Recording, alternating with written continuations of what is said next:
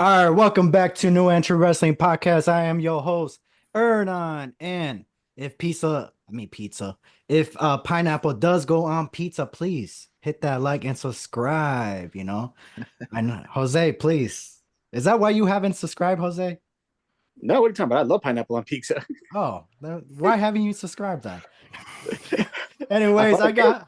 I got Jose back and Andre back. We're gonna triple threat this SummerSlam for prediction. Sorry, I took a little hit earlier. I'm a little out of it, and I'm nervous. I got two guys on this show today. It's been a while. And That's Jose, what you said. I think this is the second time we did a triple threat. Probably, yeah. I think with Ever was the first one. No, I think it was Richard, wasn't it? Oh, that's Richard and right. then Richard. Ever. So this is my third one. Yeah, damn. You're the triple threat guy then. Hey, All right. All right. Well, Shane we're Bam Bam gonna and Chris Candido, triple ooh, threat. triple threat. So we're gonna open up the show with the World Heavyweight Championship, Damian Priest versus Gunther. Uh Andre, who's gonna go over? We're just gonna go with the who's gonna go over, and then we're gonna get the predictions of how you think is gonna go out over afterwards. So Damian Priest or Gunther? I say Priest. Priest. Jose. Gunther. Ooh, all right, all right. Well, Andre, why are you gonna go with Damian Priest? I think it's gonna be another one of those lucky wins. I do feel at some point Judgment Day is gonna get involved, and it's gonna slightly tease that build that eventually is gonna lead to Priest and Balor. Whether it's because of Balor eventually costing him the title and trying to get that throne of leadership again, or the jealousy that's obviously building up. They're teasing that jealousy out of Finn. And we saw it on Raw when he tried saying he's going to handle Gunther. That was a pretty decent Raw match. I expect to see Gunther and Finn have a legit 30-minute straight up just beating the shit out of each other type match. Something you would obviously see in Japan, Right. being brought here, especially to Monday Night Raw. And with Netflix coming along, um, I expect at some point for Gunther to rebuild Imperium and maybe see an Imperium Judgment Day bloodbath at some point. Jose, your prediction for your pick? Well, I'm looking forward to the show in Germany. That's why I'm thinking that they're going to just go ahead and put it on Gunther now, so that way he goes into the show as champion. Because what Andres said, that could happen too, and maybe the change happens at Clash in Berlin, and just kind of get a bigger pop there. Maybe make it into a triple threat match there if they go that route with Right. with Balor and Damien, and have that happen there. You could even sow more into the dissension between them two by having Balor in the match too, and maybe he costs the match, or he takes the pin, blames it on Priest. But that's what I'm thinking of, is more like thinking on that show ahead, that they put it on him now, so that way he goes into that show as champion. Who does he go against? And you can rematch him with Priest again and do that. Or if they really want to push for it, throw Ilya in there. Throw Ilya into the mix, because we already know that they can have banger matches.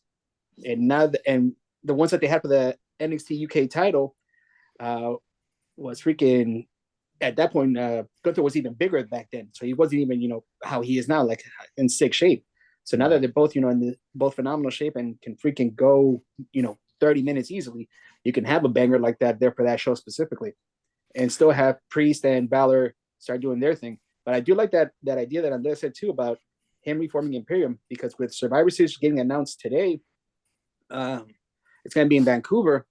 Now you can actually set up a Survivor Series elimination match between Judgment Day and Imperium too. If you, again, just looking that far, down the line on Right. stuff.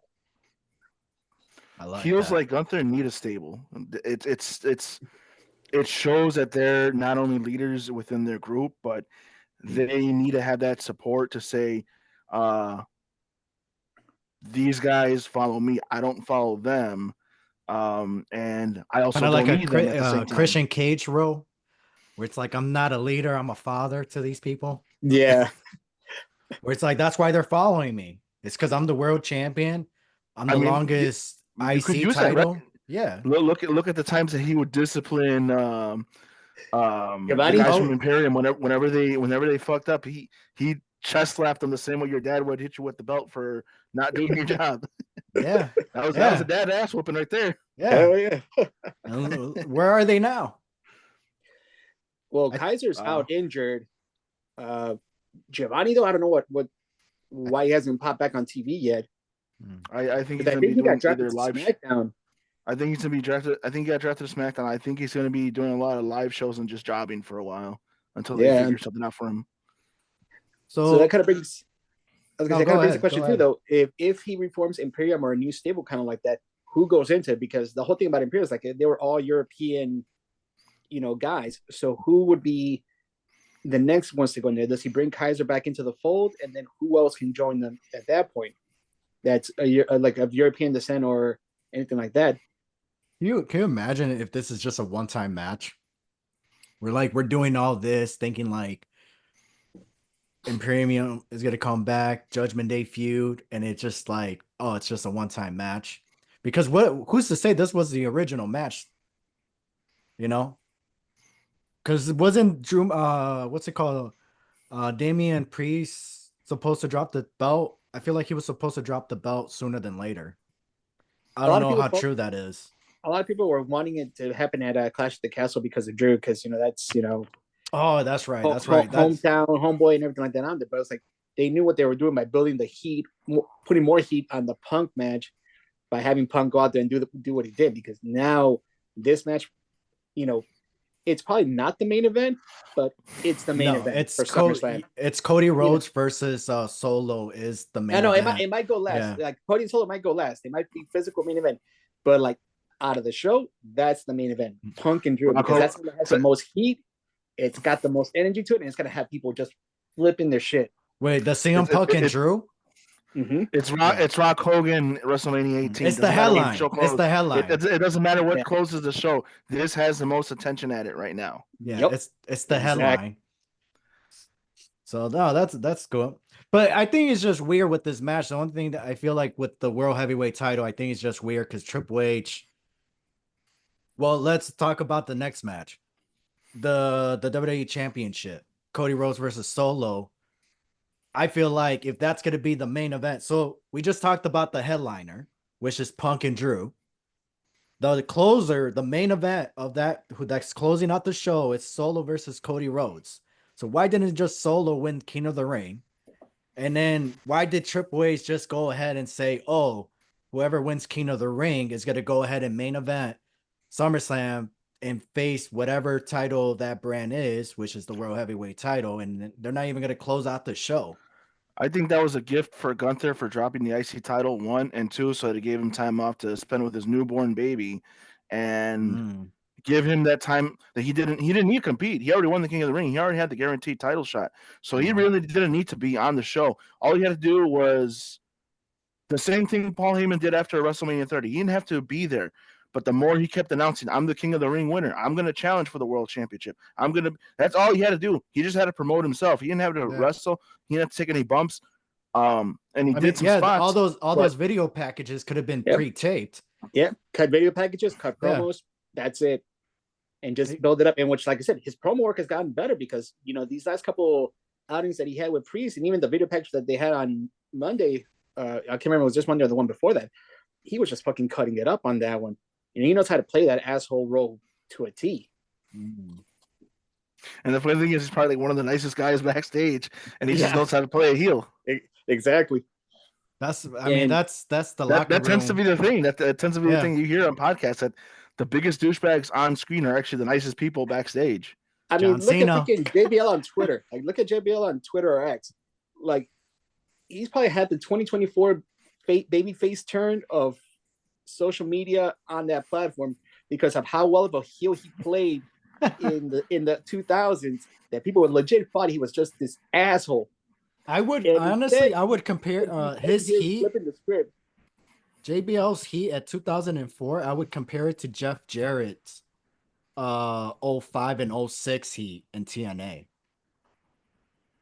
No, you disagree? No. I mean, because I'm thinking of also the thing about Jarrett's run in TNA though is because that was a lot of it felt for me at the time it felt like a lot of nepotism in there because he owned the company, him and his dad owned the company, and they were basically you know shoehorning themselves in there into a lot of those angles, which expected. It's like the Bucks in AEW. But he was still getting the booze and the heat from the He crowd, could draw. though. Jarrett could draw. Yeah. Jarrett could draw too. But not like JBL. I mean, JBL legit was at the border, fucking chasing motherfuckers, chasing paisas. Fucking. But that was just with Eddie Guerrero. You're making it seem like he did that for a whole year. Here's the great thing about JBL's heel character, and I didn't think about it like that. As a kid until now as an adult. Like the dude had an actual look, like right out of WrestleMania. He got real jacked.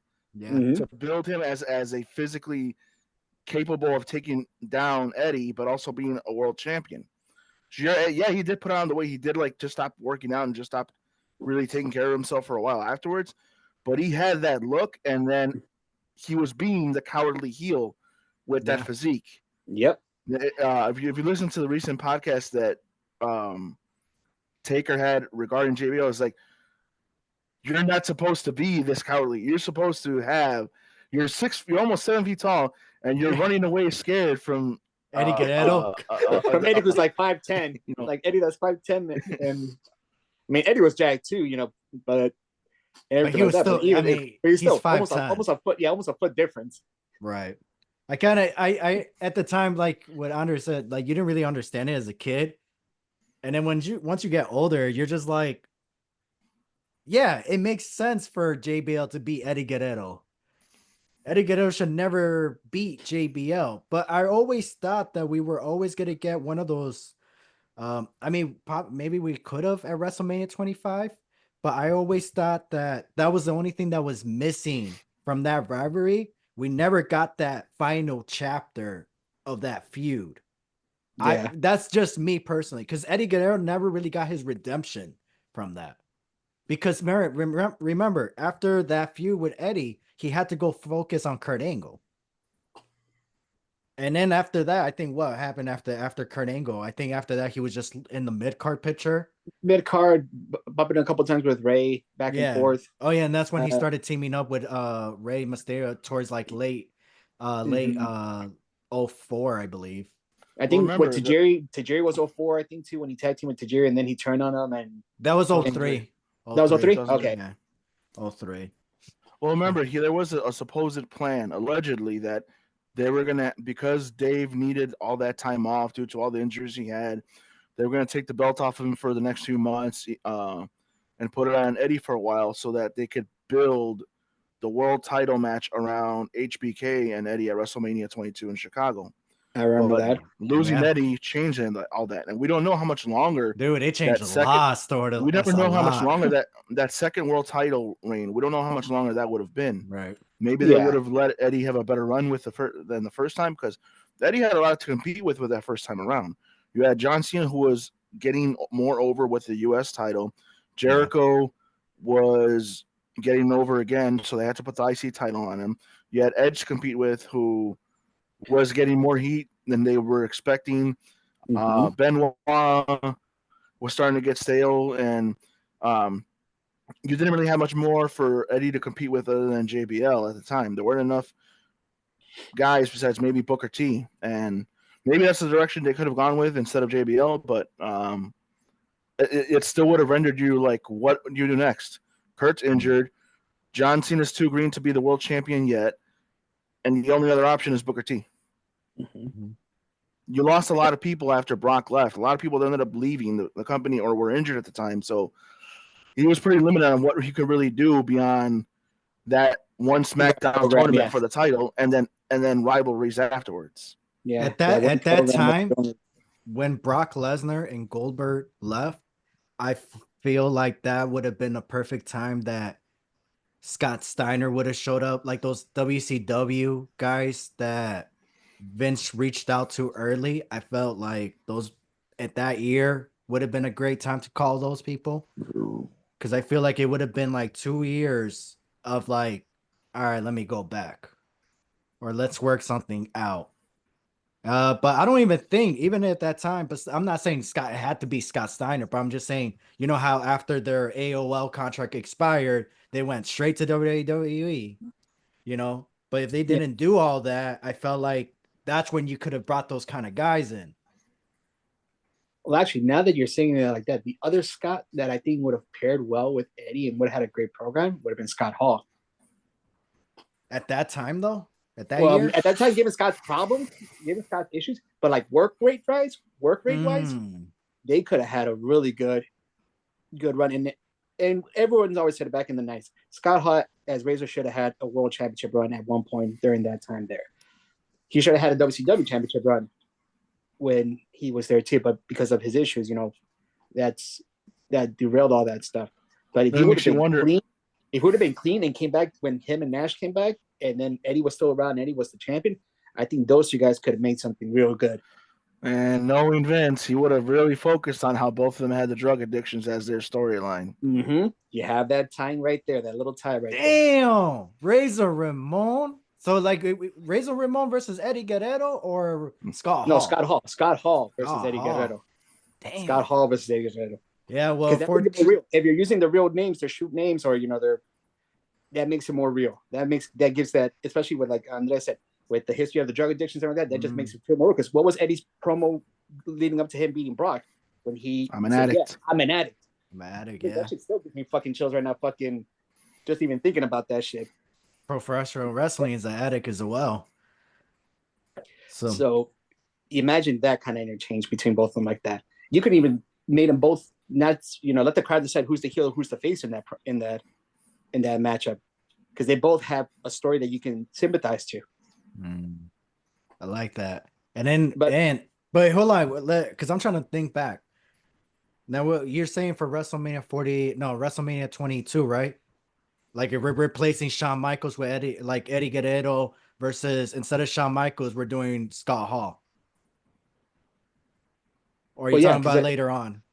I was thinking just later on Mm. because when you said it's like whenever their contracts expired is when they came over. So I just can't remember off the top of my head right now like when those contracts ended and they made their debut because I know they came out in No Way Out in February is when they came back, but I can't Yeah, I remember think what year that was. at that time, I think that's when either Eddie Guerrero just came back as well with the NWO. That's when he started that feud with RVD.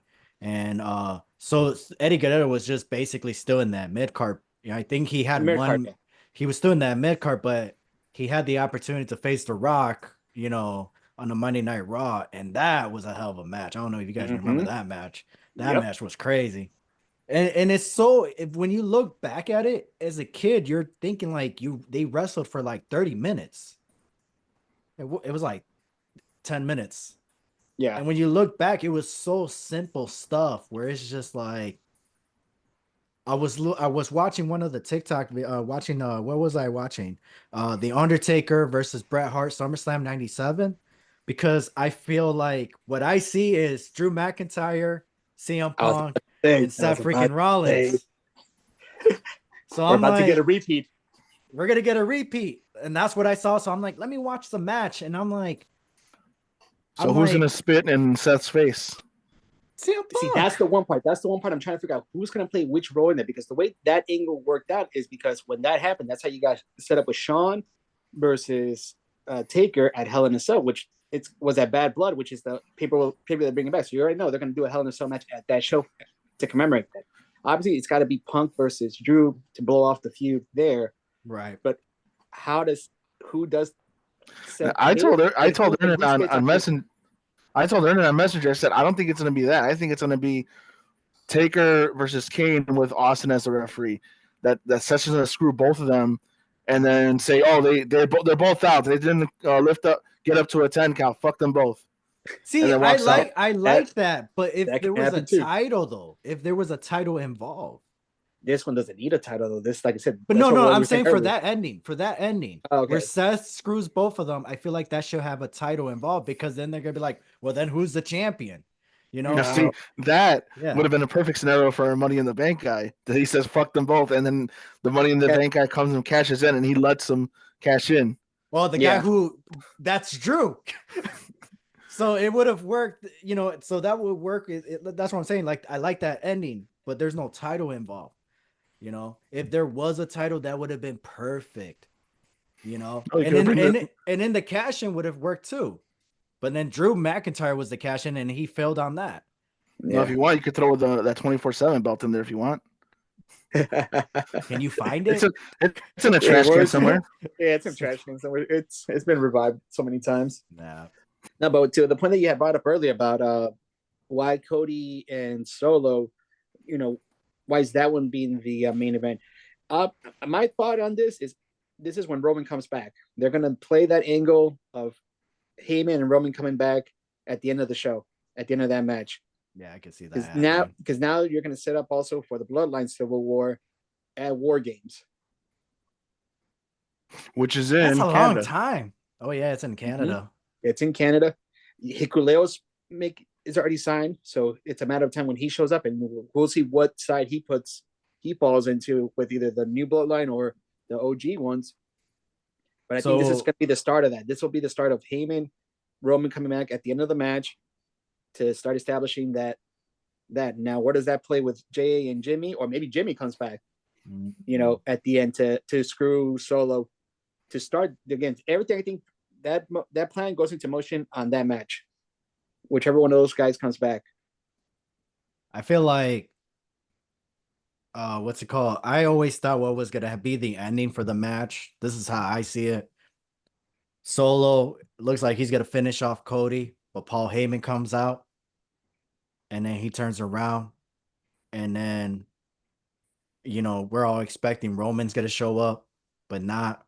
It's just crossroads, finish 1, 2, 3, and then late after the match, that's when Roman Reigns comes out, and he's standing in the ring. Both men get up, and then he just spears both of them. I don't even care. He can Yeah. spear one of the other. I would say spear Cody first, and then spear Solo after, or just go ahead and spear Cody and just walk away.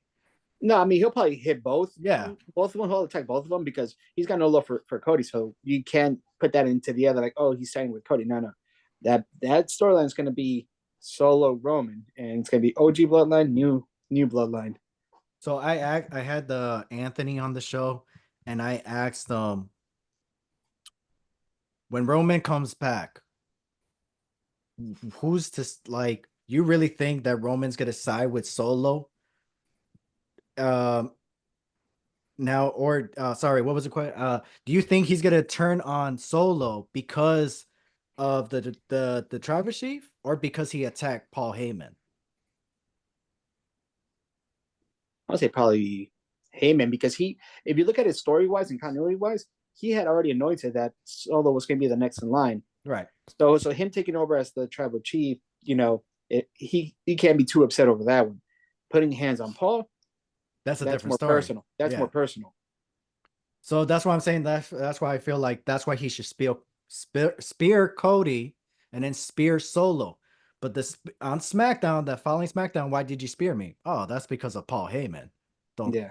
like I still love you, bro. Like we're good. And now let's go against Cody. And that's the only issue because it's just like, damn, we're gonna continue this. You know, I feel like I don't want to wait so long just for Roman to turn on Solo. I don't think it's gonna be that long of a wait, honestly. I know it's only 3 or 4 months, but still. And he's gonna come and trust me, once that music hits, he's gonna have a pop. I know I'm saying all this now, and as soon as that music That's gonna comes be in, a pop when he yeah, freaking we're all when gonna he scream like hits little the music. girls. Oh man, when Roman comes out, man, we're all different people, right, Andres? That's why he's staying quiet right now. And maybe just you guys. I don't Yeah. know. I still haven't drank the Roman Kool-Aid, right? Yeah, Damn, same here. why not? So who you guys think is gonna go over? Solo, Cody? Oh, Cody. Cody. Yeah. I'm going with Solo, man. Get Solo. Solo takes the W. He wins the title and he drops it back to Cody Rhodes at Hell in a Cell or Bad Blood. Sorry. Nah. I don't What? see that. I don't see that one happening.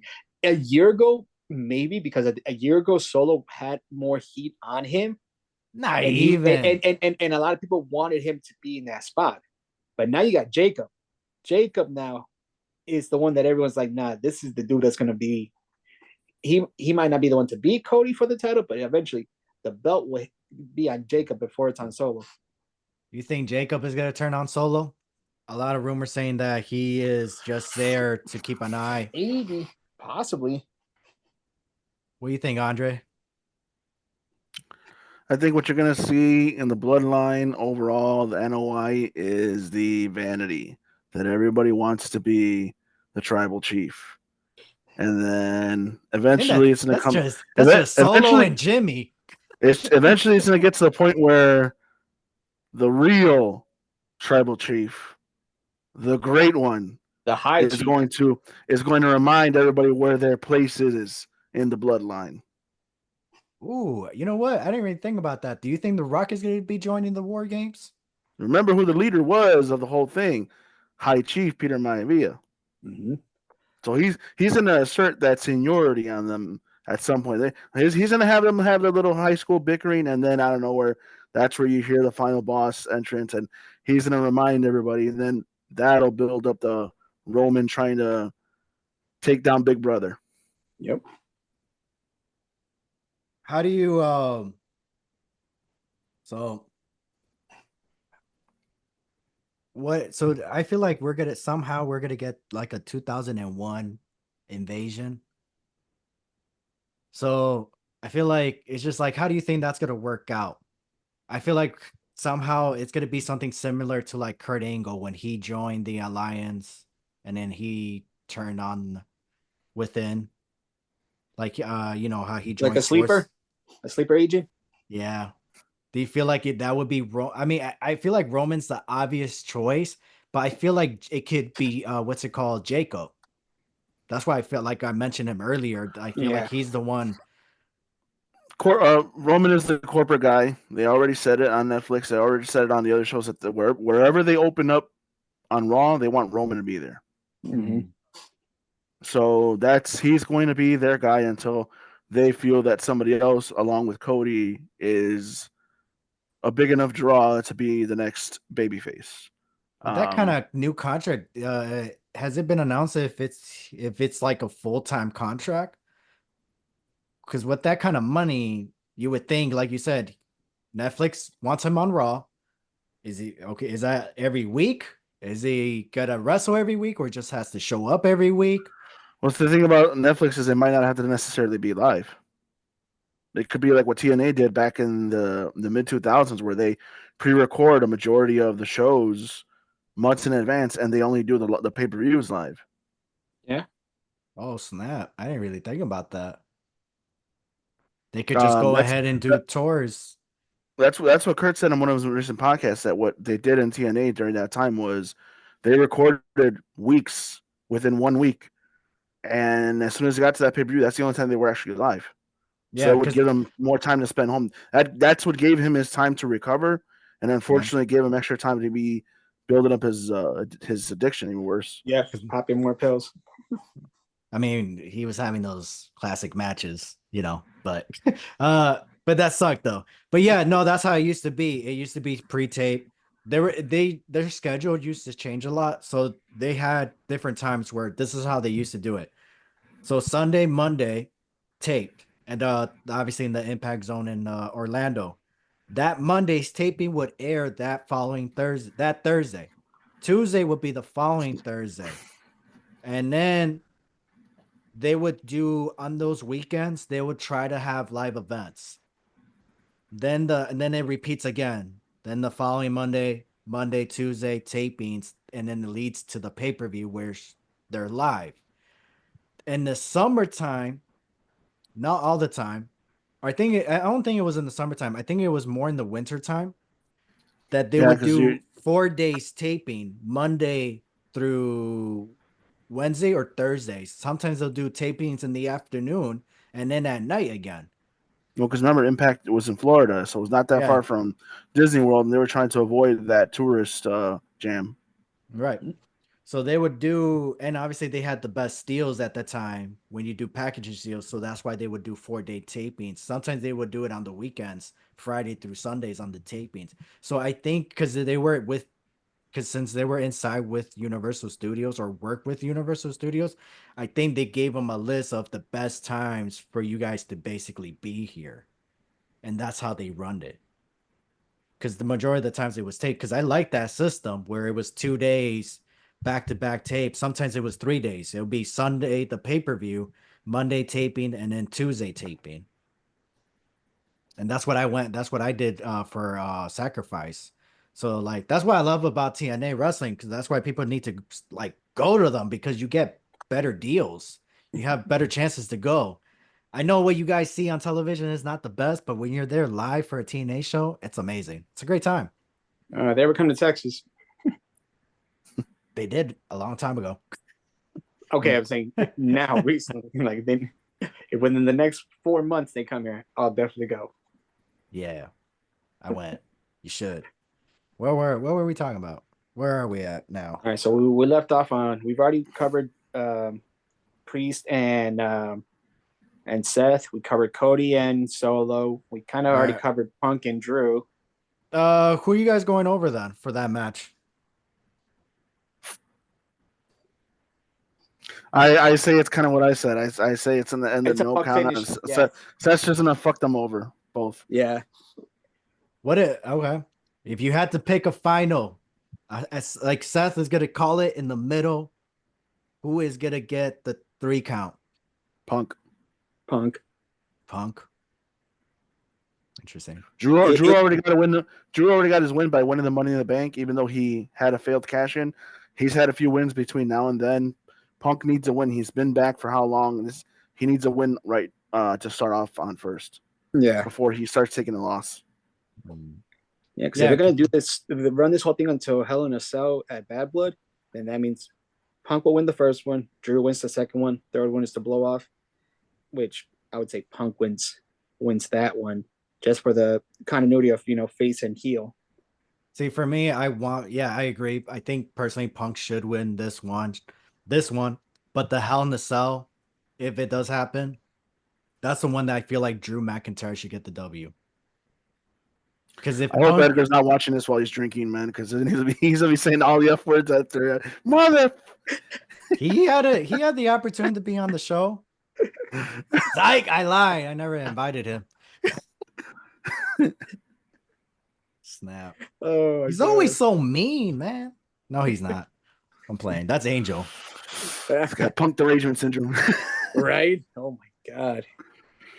What's with Edgar was the one with the sloppy text messages, right? Mm-hmm. Yeah. I got wild. I saw that. I was just like, I thought it was me for a second. I was like, damn, my reading skills are getting horrible now. I thought I had a stroke when I was reading that. I was gonna say. I was brain just switched like, a little bit, trying to understand that. Yeah, I was like, well, I can't read no more. I gave Who up. speaks Ebonics? I need some help. Yeah, and then you, Andres, then you sent me that, and I was like, oh, okay. I was like, okay, it wasn't me. It was him. He was the issue. So, all right. Well, before we move on to the next topic, I got a little game for you guys called Would You Rather.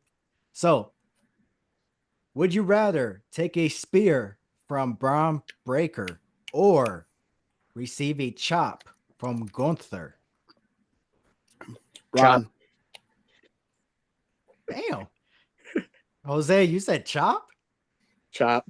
And Andre, it's spear? Yeah. You know you can't do that metal on your stomach. You're taking it. Nah, that dude's speed ridiculous. Man, that's crazy. And I played football in high school. I remember getting hit hard during those. I'm a big guy.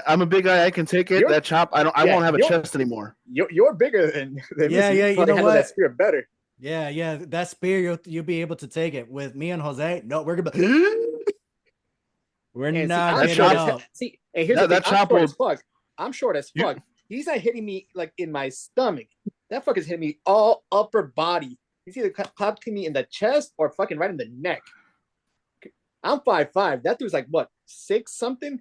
Even if he crouches down, I'm taking that shit like right here. and he's taking you. And he's just steamrolling me.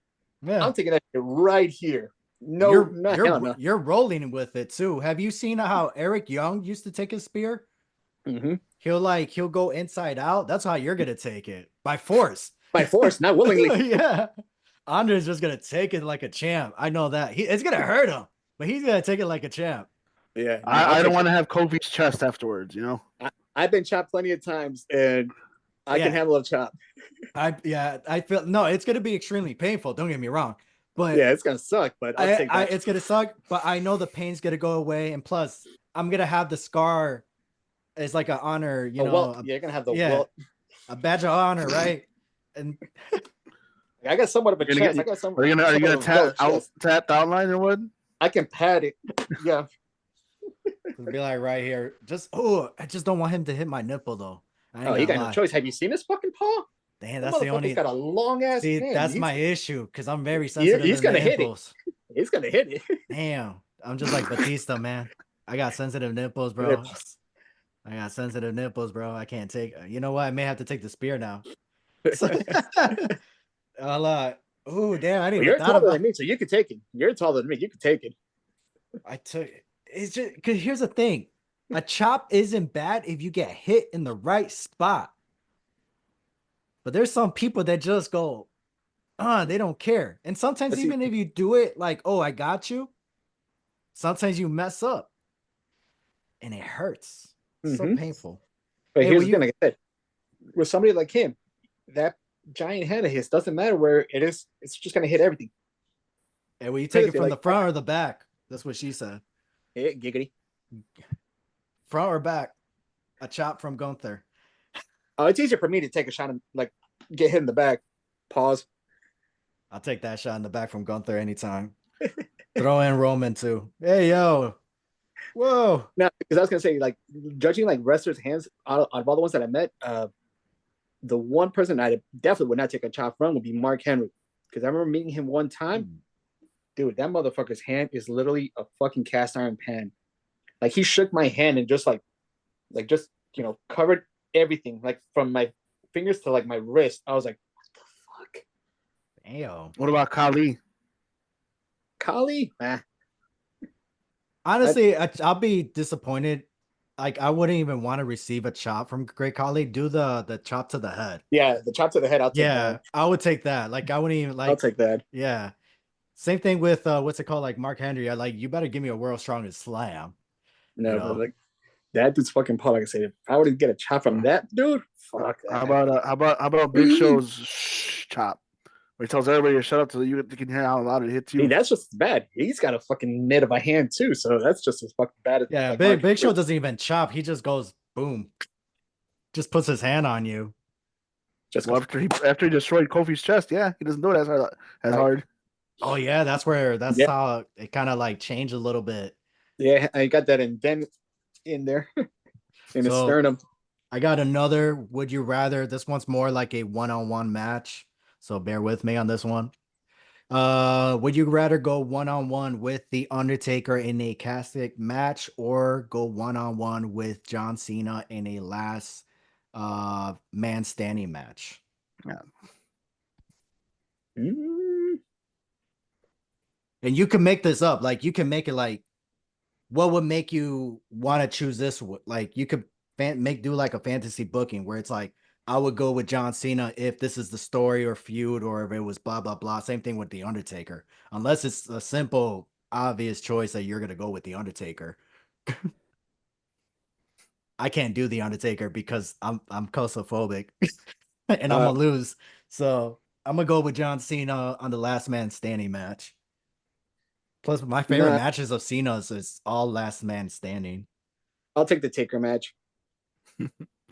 I'll take the Cena match because I want revenge for what he did at SummerSlam. What happened at SummerSlam? And Nexus.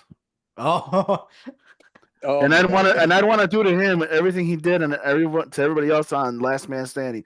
Duct tape his feet like he did to Batista. All that stuff. Don't hit me on this, but that's one of my favorite matches of John Cena in a last man standing match with Batista. It's not a bad match. It was was it a corny ending? Of course it was. But it's what lead up to the next match, which was the I Quit match. That was a little that was Yeah. okay. That was sad for Batista's last match at the time, you know. And then So he still threw him through the car. I like the ending. I feel like that should have been the ending for the last man standing match. The endings could have been reversed. Yeah. All right. What's next to talk about? Do you guys want to talk about the rest of the predictions, or you guys want to talk about random shit? No, Well, let's get with prediction. Or the only yeah, other go ahead. big match left is the U.S. title match. Logan Paul and LA Knight. It's for me personally, it's just one of those like I felt like LA Knight should have took the title away from him a long time ago, but I get it, Cleveland, you know. And it's like if Logan Paul retains, it's just like, all right, Yeah. what's next for He, Paul? he's the next 1 year champion. That's what it would end up being, because Yeah. it's going to be pretty soon where he hits the 365 days, How Yeah. far is he from it? sometime in the fall. I think so, yeah. Around Damn. that time. And see the thing about if you don't put on LA Knight right now, what do you do with him? Because he's been able to maintain his momentum despite having some pretty poignant losses throughout the last year. That matches that he should have won, that he lost. So at that point, like, how do you keep the momentum with him at that point? He needs to have a title at this point to just be able to push it forward to the next thing. Eventually, if they do want to put a world title on him or a heavyweight or the Universal Undisputed Heavyweight title on him, that way they can at least have something to build on. Because right now, he's still getting himself over. But after that, when the well dries on that part, what do you do with him? You know, so he needs to have at least this title now to be able to just go and work with that. Your thoughts, Andre? Because it's like with him, same thing with him, and I feel the same way about Santos Escobar too. Right now, he's stuck in like mid card hell for some reason, and they need to find something to like have him. If you put the title on LA United, you can have him and Santos feud and even trade it off if need be. And eventually probably put the U.S. title back on Andrade. Mm-hmm. And that is another one. Where's Santos at? Is he on Raw? And then from there, you probably have Andrade drop the title to Carmelo Hayes, the next generation. Bam. I felt like Carmelo Hayes would have been the perfect guy to take the title away from Logan Paul, but obviously at the moment he's a heel. And but like if Logan Paul is still gonna hold the title till fall and break the record, because who holds the record? Dean Ambrose, and then the other person is I think MVP, right? If I'm not mistaken. Can't remember what his MVP's runs were. I mean, how long they were. I remember when he was It was champion. like yeah, I think it was like in around 340 to 50 days, unless I'm thinking about Dean Ambrose's record. Well, he won the title on Backlash of '07. And that 2 out Defeated of 3 falls. Benoit. Yeah. And then he And dropped Backlash is when he dropped it to Matt Hardy. Matt Hardy, yeah. So a year later. So I highly thought that would be 365 days. So it has to be around the 355-day mark. Between 345 and 355. So Ambrose is 351. Mm. Ambrose is 351. Let me see. I think the three, or maybe it could be 334 days for MVP. Trying to find the let's see combined reigns. Because MVP, how many title reigns did he had? One or two for the US title? Two. So he did get it back eventually, and then he ended up dropping it to Kofi. He got it back off of Shelton Benjamin. Then he went to Raw, and then he dropped it to Kofi and hadn't won, and then didn't win another title after that until he went to New Japan. And that's where he became the first ever Intercontinental Champion. Mm-hmm.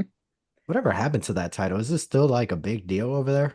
No, it's merged with the heavyweight title.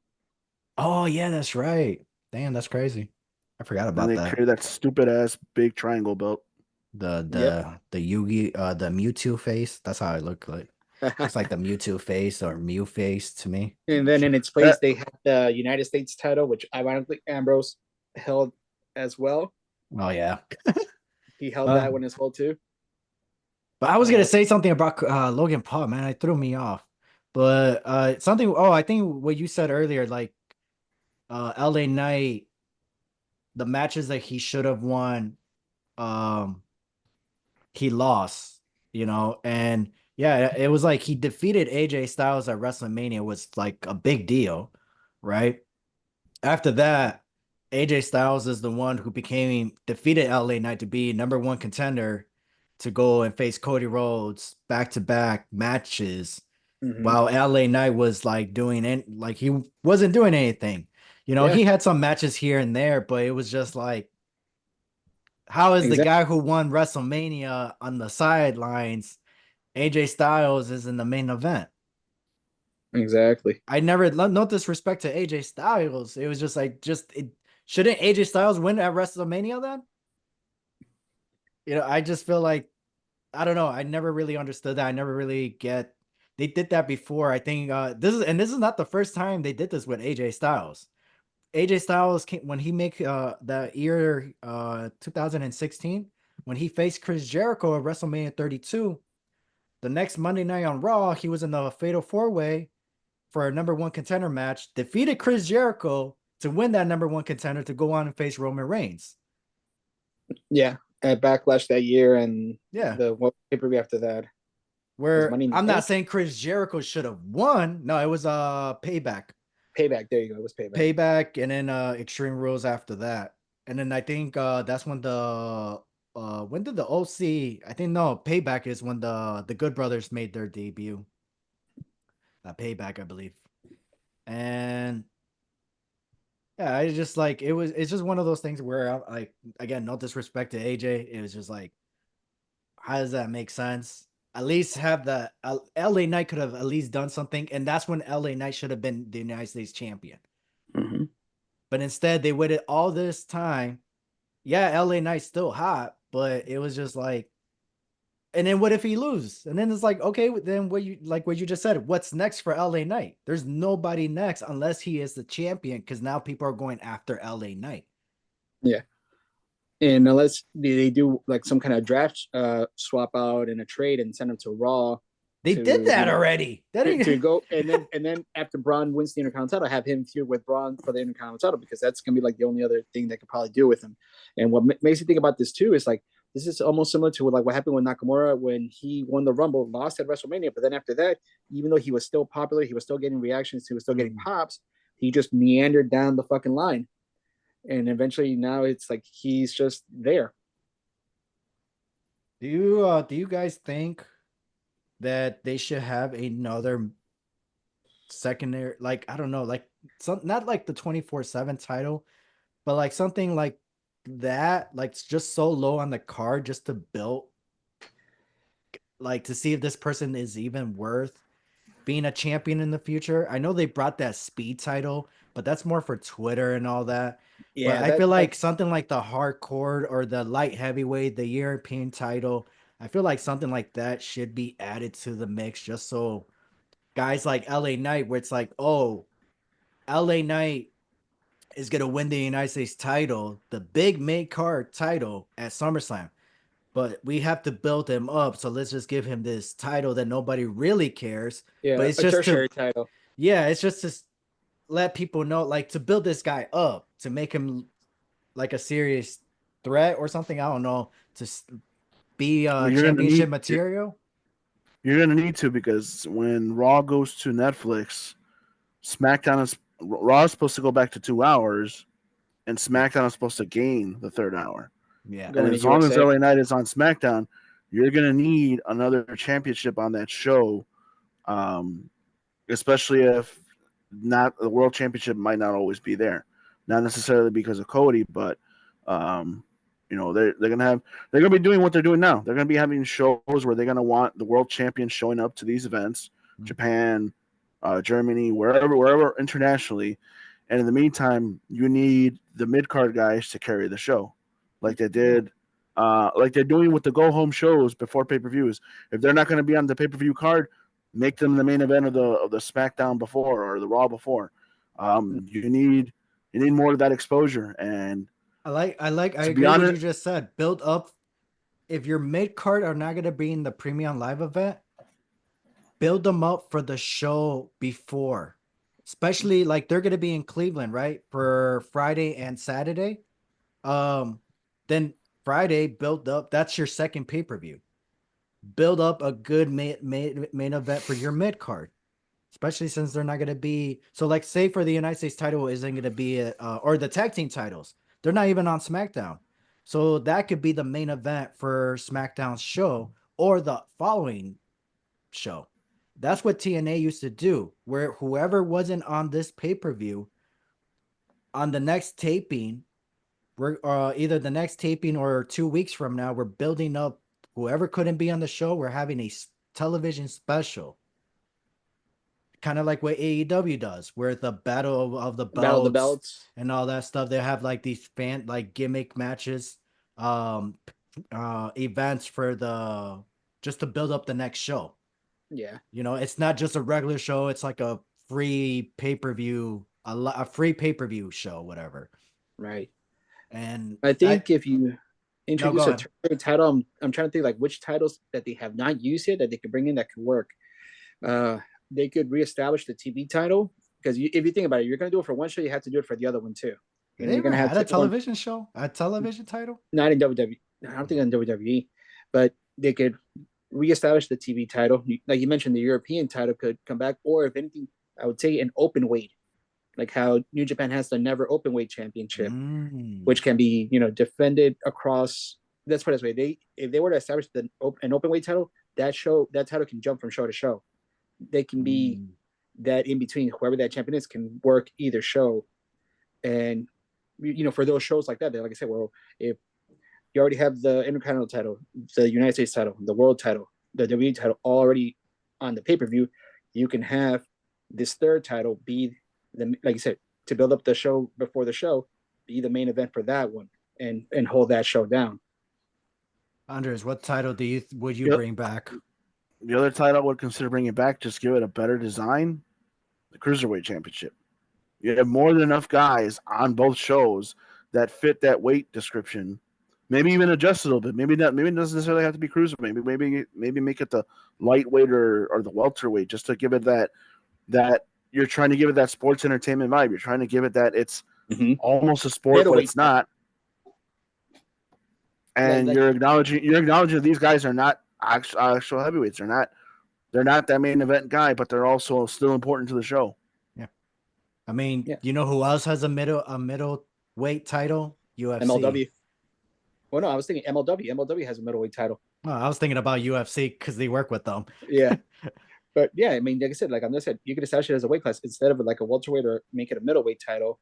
Mhm. And so that way they don't call it the cruiserweight or light heavyweight. So that way they don't think like, oh, it's only the small guys that can compete for it. Anyone under Like the X 225. Division title. Yeah, like the X Division title, and just have it be like it's the middleweight title, WWE middleweight champion, and it could be a collection of guys that are between what was Ricochet's weight, like maybe 170, 185 pounds, to like someone who weighs about maybe a small 230. Like LA Knight's probably like a small 230. Mm-hmm. You can have that gamut of guys compete for that title. So we all agree they need to have another title into this. Even it's not they need. It's just that it's just more for the guys like LA Knight, where it's like you're holding this guy because it's like, oh, he's gonna win the title later on, and it's just like, so what is he doing now? You got to Mm-hmm. build him up, have him in a feud. Santo Escobar could have been a perfect one, but I think he's on Raw, right? No, he's on SmackDown. That makes it worse. Why are they not having a feud then? He's on SmackDown. Andres is on SmackDown, and Carmelo's on SmackDown. Like you have four guys right there that you could literally have. Again, if you were to have a third title there, you could have those four guys be the heart of that title right there and be competing for it, and have them be. When it comes to the mid card, because I already knew when I got into the business, I knew I was going to be a mid card guy. That's fine. I knew that. You know why? Because when I was growing up, I love Stone Cold Steve Austin. I love Triple H. I love all these main eventers. But who I really enjoyed? Funaki, Gangrel, D'Lo Brown, Jeff Jarrett, Ken Shamrock, Val Venus, the Hardy Boys, Edge, Eddie Guerrero, RVD, Booker T. All these mid card people is what made me show up at home. Make sure I showed up at home at 7 o'clock p.m. because I wanted to watch the whole show, meaning the mid card guys. Because you know who opened up the show? It was the mid card guys. Once in a while, maybe a main eventer, maybe The Rock will come out and open up the show. But majority of the guy, it was the mid card guys. The main eventers came out later. It may be a one-on-one match. It may be a tag team 6-man. You may have The Rock team up with Funaki to go face Stone Cold Steve Austin and Hurricane. That's how it used to be. Now it's we got to save it for the big shows. Things are changing better. Things are getting better. Even at that time, even in the Vince McMahon era, we got a lot of mid cards, but that was fine. I have no problem seeing Kofi Kingston. But why is he in my screen though? You know, guys back then, Gangrel, Big Boss Man, Crash Holly, they all had storylines. They all had reasons to be on the show. And then in the 2000, they were just guys were on the show, and it's like, why are you on the show? You know, now it's oh snap! I drop my phone. See, now I'm getting heated. now, now things are getting like a little bit towards the Attitude Era, where now guys like Chad Gable is getting a storyline. He don't need a title, but he just had the opportunity at the title, a mid card title. That now it's what's next for Chad Gable. Oh, this is what's next. He's feuding with the Wyatt family. Awesome! I can't wait. What's gonna happen with this? What's next after that? Let's keep going. That's how you build up superstars. You're holding back LA Knight where it's like, well, we're waiting. I've been following this guy since 2012. He finally got his break in 2016 or 17 in Impact Wrestling. And it's like, damn, come on. Eli Drake. Yeah. Yeah. Dummy. Yeah. So mid-card people matter. And then I feel like I guess Triple H understands that mid-cards do matter because he was a mid-card. Oh yeah. It's like and then he became a male model agent. Triple H has done it all in the WWE and WCW. And it's sometimes I feel like people forget that. Yeah. Because like how you were saying, like that was probably the one thing that like everybody talks about the Attitude Era and sometimes with like some rose tinted glasses because of like the content. But for me, it was a lot how everyone that was on the show had something to do there. Like how there was a reason for them to be there. Like X-Pac and D'Lo going at it for the European title. I probably had some of the best matches I remember from that time. Yeah. You know, Triple H and The Rock for the Intercontinental title. Some of the best matches I remember from that time to their ladder match from SummerSlam 99. One of my top favorite ladder matches. Because they were, busting their asses on that match, and it had a lot of stuff. Which ladder match? SummerSlam 99. 99. Which one was that one? I think you meant 98. That was when they had the Highway to Hell theme. Yeah, the 98. The main event was Taker and Austin. 98. Oh, that was 98. 99 was Billy Gunn with The Rock. Right. You're right. 98. I'm sorry. Yeah, 98. 98. You're right. 98. But wait, I'm getting confused with the ladder match, though. The IC title match between The Rock and Triple H at SummerSlam. Oh, okay. The purple version. The purple tights. Okay, I remember. The purple strap. Yeah. Okay, that was because he had DX and the Nation. Even then, like that whole over that title, you had a whole stable feud between DX and the Nation. Yep. So that's part that I really like. X-Pac wearing blackface and coming out as Mark Henry. How do you get your pecs all the way around your arms?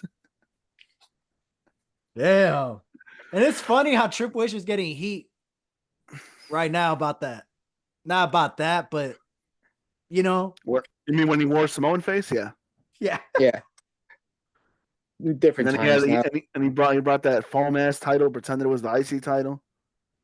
Dude, I can't remember who made which belt maker it is, but some belt maker actually made real leather replicas of those titles, that foam IC belt and that foam World Championship belt. Oh wow! And I want them. I want those motherfuckers. Oh man, I love it whenever we go to the All-State, man, because there's times where some fans will bring out these custom-made design belts, and then I'm like, man, you know what? These actually look better than the ones that WWE produced. Yeah, dude, I saw a lot. This one guy had a custom made TNA title that I freaking fell in love with. I can't even describe it. It was just like, damn, dude, I thought I was a fan, but you're a fan.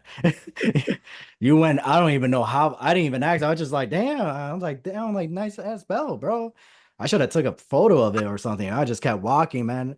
It was nice. I was just like, God damn, bro. I'm telling you, it was a nice ass TNA. It was like the old school TNA, and we were still in the Impact era. So I'm like, this dude went out of his way and either made it himself or told the Commissioned it, guy yeah. how to make it and spend his hard-earned money to have that title made. I'm like, God damn, bro. And See, I the miss it crazy that too. part was we weren't even in a TNA show. It was a WWE show. Like that's the one part of things I miss about like back when I was younger doing the backyard wrestling because I would design all the belts and fucking would what do you call it? Find sheet metal and fucking cut them up and fucking. I didn't have an engraver or anything like that, so everything was painted on. I fucking hand painted all the fucking designs, which would suck because during the fucking matches they will fucking chip off, because we're fucking hitting each other with the fucking belts and shit and fucking throwing them around and they'll fucking chip. And then after the fucking show's done, I'm like, okay, give me all the fucking belts and go back and fucking get my fucking supplies and repaint Makes them and them. and redo them all over again. Like, god damn. But it was fun though. I used to actually like that part of the aspect of it. Yeah. It's the same way how I feel like when I'm editing. It's like I hate it, but then here I am going back at it the next day editing it because it's just like it's fun. I like doing it. And then plus it's like trying to figure out things like, oh, how can I make it better? How can I make it easier? You know? And but that's cool they used to make those belts though. How long have Yeah. you done the backyard wrestling? So I did that. Fuck, I was what 14, maybe 13 when I started, and then it wasn't until I moved out of Chicago, so till I was 19. Hmm. Andres, you ever done backyard or ever done enter a ring? No, I would just use old mattresses, and then my cousins or relatives or hey, we're gonna go fuck shit up outside. We're gonna get the cops called on this. Hey, they're beating each other up. Nah, man, we're just putting on a show. See, I never wrestled outside. I was always wrestling inside. I remember we did Well, that at a school playground right there, Nixon Elementary, right there off of Palmer and oh, in the playgrounds. Never in the mind. playground. Playgrounds. I used to wrestle in the And at one playgrounds. point, I think we might have actually gotten the cops called, but like they stopped and looked, and they're like seeing us fucking painted up and shit like that, and seeing what the fuck we were doing, and they're just like, all right, fuck it, let's let them go at it. I think that's the one where I got fucking ended up burning my elbow because fucking we used adhesive, spray adhesive to fucking create the fire on the stop sign. And I got fucking Damn. power bomb through it. I got power bomb through it, and of course, the fucking adhesive got stuck to my fucking skin. And I'm just like, fuck. And like my shirt too, and like fucking, you can see in the video, like my back's on fire for like about a split second and shit. Oh my gosh. This guy. Hey, but on some real shit. Speaking of tables, um, will you guys go through a flaming table or a table full of glass? I Or already done the flaming table, so I'll take the glass one. Andre? Flaming table. Now, how would you take that move?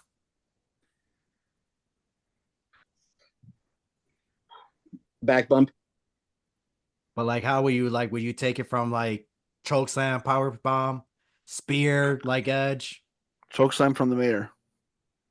choke On glass, power choke bomb. slam from who? The mayor. Mayor Kane. Yeah. I mean, hey man, at least You gotta the, pop the up for that one. mayor, Though. mayor. You gotta pop up. You gotta pop up because that's his best choke slams where when the guy would just like Kane fucking pop Kane's himself. choke slam. Kane's choke slam was always my favorite one, so that's why I would want to take that one. Mm. You better tell him to do the Okay, whole when he slams you and he does the whole hair pull and does that afterwards. I'm gonna tell him if the pyro doesn't come out when he drops his arms, it's not right. It's I'm not all getting right. real. up. I'm getting up. So then Breaking if you're I'm kayfabe. not. I'm not selling. so if we're going like with specific ones, then if I'm gonna do a power bomb, it will be the last ride power bomb Hey, oh, dude, to a power bomb full of or glass. He wants a wedgie. He or wants the wedgie. the wedge. He wants the If wedgie. not his, Vader, a Vader bomb. Ooh. Okay, I respect that one. I respect that. Because that shit, I already know he's gonna fucking put you through that motherfucker. Vader versus Braun in the barking match. In a barking match. Damn, that's a good one. Who's got the biggest woof? In I the think truck Vader. monster truck match.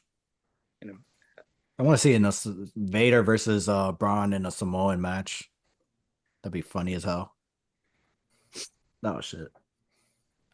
All right, what else to talk about? let's see. What other I matches guess we what have? are we I predicting for the tag titles? I know they're on SmackDown, but do you think the Well, you got Bloodline's both gonna? sets because you got the Raw and the SmackDown. Judgment Day has the ones on Raw, and then Well, the tag DIY titles has on SmackDown. Judgment DIY Day. has to defend against the Bloodline. So, do you think the Bloodline's gonna add belt to Yeah, their current stable right now? it would make sense. feel like they're only doing it just to see, like, for us to expect Solo to win. It makes sense, but at the same time, it's Cleveland, and that's fucking Johnny's hometown. So I hate the fact that they're gonna make him fucking job in his hometown. But they've done that before with plenty of guys. Oh, that would mean that Jacob has to do double duty because What do you he's mean? wrestling at SummerSlam also against Kevin Owens. Yep, Oh, he He's is? stepping in. He's stepping in for Tonga Loa until he's cleared. because of the eye. I didn't heard that he was gonna face Kevin Owens I at think they taped SummerSlam. it, and Unless they pull it off the card. yeah, I thought it was announced for it too. I heard that was supposed to be that we were supposed to get that match. It was supposed to be a street fight. I never knew that was supposed to happen. I didn't even heard that. Let me pull up the match card. Yeah, it's not even on here. So You sure it's not a SmackDown show? It was advertised for Cleveland for the SummerSlam show. it might be the SmackDown. It could be a kickoff show. Or Well, then again, if it's on SmackDown, it's gonna be double duty until it's a Tonga's. 3-hour fucking kickoff show. Wow. That's crazy. Fuck that. Wait, for SummerSlam? I Yeah, think that's what I heard. It's supposed to be a 3-hour So kickoff show. they're gonna be talking for for 3 3 hours. hours. Dude, that's how it was for SummerSlam. I mean, WrestleMania. I'm going to be at work that day, so I already know I'm not going to be watching that part of the show. I was I'll supposed to go over Get there. up like right around the time that the main show's going to kick off. I'm cool with that.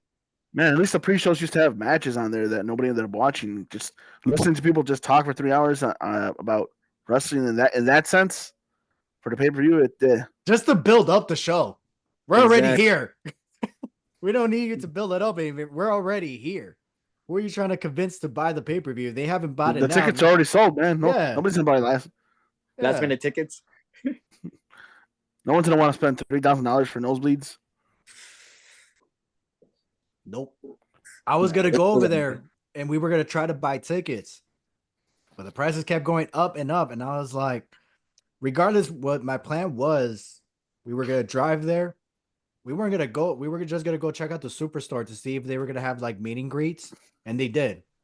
But the only thing is, you just don't know who it is until you get there. And then, like a few hours or the day before, then that's where they'll be like, "Oh yeah, this person's gonna be here." Or sometimes they don't even show. You gotta go inside that superstore, and then they'll have that sign there, who's gonna be there. So I was like, that's too much of a risk. I mean, regardless, what if it's somebody like I'm gonna be pick? I feel like I was gonna be picking on the superstar. So my plan was I was still gonna go to the show and get some merch, check out the town, the city, and then go back to the hotel and watch the show there. And then if I was able to purchase tickets, cheap tickets, awesome. As soon as they announced CM Punk, tickets went up. I was like, I ain't going to Cleveland no more. I'm going to St. Louis. I'm still going. I'm still traveling somewhere. Oh, if I get a job offer from one of these places I'm interviewing now, I'm going to for sure. I'm going to go to WrestleMania, especially to Vegas. Dude, it's an experience. I think those tickets will be more than likely on sale around Thanksgiving time. That's usually when WrestleMania tickets are on sale. I'm trying to Royal Rumbles for me. That's the main focus because that's the last one I got to go to. I might try to do Survivor Series because, like I said, I've already done the Rumble. I've done WrestleMania, so I still got to just do SummerSlam and Survivor Series to run out the OG Big Four. See, So- I wanna get my passport just so I could go to a Canada show. Yeah, I have mine, so I'm Yeah. freaking want to put it to use and look at flights for November to Vancouver, Yeah, which I've that's never been to Canada. If I was but if I was gonna do that, I would definitely go for the Toronto ones. I just want to be able to go to around Toronto before I go see the pay per view. I had the well, I let's just say, I don't the only thing that hold me back from going to TNA Slammiversary this year was no passport. That was the only thing that stopped me from going. I was so upset. I was like, all I had to do was chuck, like, that's it. You were it. You were it for me. And no, I was it's like, like $130 for 10 years, bro. Go for it. $130 for 10 years. But what do I got to go for that? Post office. Oh, that's it. Yeah. The one that Just- has the center that you can apply for, and you do the application and the photo, but you have to schedule it too. So you just got to call and schedule an appointment. Oh, so I don't have, that's just go to the passport. Oh, okay. So making it seem like I got to go to the city for all that. Nah, I mean that's how I did it here. Oh. I just went to the post office and fucking. Unless things change, because the last time I had to, when I got my pass, or I think it's when you lose it, right? You got to do something different. I think you got to go to the city or something like that. No, I don't know. I just remember my friend dragged me into like, hey, I lost my passport. I got to go to the city. Can you come with me? And I was just there. And I That was sounds like, like it might have been something else. I guess That so. is related. Because I was just like, dang, you got to do all this for a passport. Hey. Sound like you just needed a witness. I guess, hey, you were an alibi. It was a she. Maybe you could be right though. You could be right. Maybe I was just there for something else, and she just wanted to say. She just said, "Oh, I'm here for my passport," but it turned out to be for something else. I don't know. It was weird. The shit that I get myself into. It's that's how I ended up at WrestleMania. To be honest, and Las Vegas hard to kill. I keep forgetting that I went to Vegas. Dude, that was a fun night. Let me That's tell you how what you happened. went to Vegas. That's how you know you went to Vegas. You forgot. Hey, Vegas, it was fun though. It was fun. But that's crazy that you're gonna try to go there for WrestleMania. I don't know if I could do all that for Vegas. I mean, if I get what I'm applying for, I would be able to afford it, and I would probably do the priority packaging. Yeah, and same thing. You have to take into consider like how they're bidding for the next couple of WrestleManias too. The next couple ones might be international. Yeah, so this 42. will probably be the last chance to do one here in the U.S. because they're talking to Saudi about doing one and England next year doing one. So, like I said, this one maybe next year might be not this upcoming one, and then the year after might be maybe the last two that might be in the States for a while to try to go to. So Vegas and flights to Vegas, you catch it on the right day of the week. It's cheap, $100 probably to fly in. So now you have to call off of work on the next Monday because it's going to be WrestleMania Night 2 at 3 a.m. in Japan. You're going to have a bunch of half dead ass wrestlers that are going to be yawning throughout the match. I'll just, what do you call it? I'll just go back to my active duty days and fucking like I would show up to PT still drunk. The only thing I will say about the international is that at least it gives me that freedom of, oh, I don't have to be here for it. I'll watch it later. That's the only thing I like about the international. See, and with them moving to Netflix and being streaming, that'll be more focused on how many viewers we had by the end of the night versus the Nielsen ratings at the exact time. How many people are going to watch it on playback? You know, yeah, that's going to be the focus. How many people watch it on playback versus Nielsen ratings? Yeah. Because right now, with for example, like Joe Henry, they're all keep talking about the ratings that he's pulling on IG and Twitter and blah blah blah. Because now it's all about what about the YouTube playbacks for every freaking song or meme or GIF that they're creating with his song in the background? It's not about the ratings live at the moment. It's about the playbacks afterwards that goes, like the replays and all that. And then how much do you think YouTube is probably paying him for somebody to use his, even if they're saying that they don't own the copyrights? How much do you think he's probably have to get off of YouTube for somebody using his music just for a meme Yep. or for a video for Just viewers. a little turnaround, fucking gif, fucking just just to say I believe in Joe Henry. That people do the face swap now with it too Yeah. and shit like that. And they're putting their fucking face on it and just like doing the thun. And then even AI is trying to make it changes, like making it seem like Roman Reigns started it. What's his name from the Saints? Just did I believe Joe Henry. So now you're getting the NFL exposure of him. Of that. Damn, that's crazy. And it's crazy. This is the guy who's in TNA. This is the guy that had this song since 2016. This is the guy that was Lana and Rusev's lawyer for when he had that stupid star from Russia. Yep. That's professional wrestling. It really shows that how lawyers can become wrestlers. That too. Ciampa. But what I was gonna say, it's just crazy how now professional wrestling cares about the trend. What's hot right now? I'm surprised they didn't even get the hot 2 girl on WWE. I mean, you could say that's always been a thing under Vince because he always introduced things that were going on in the world to wrestling. Yeah. I mean, look what he did when Warrior started failing as a champion. He had to use the war that was going on with Iraq to make Hogan a more likable champion to face Sergeant Slaughter.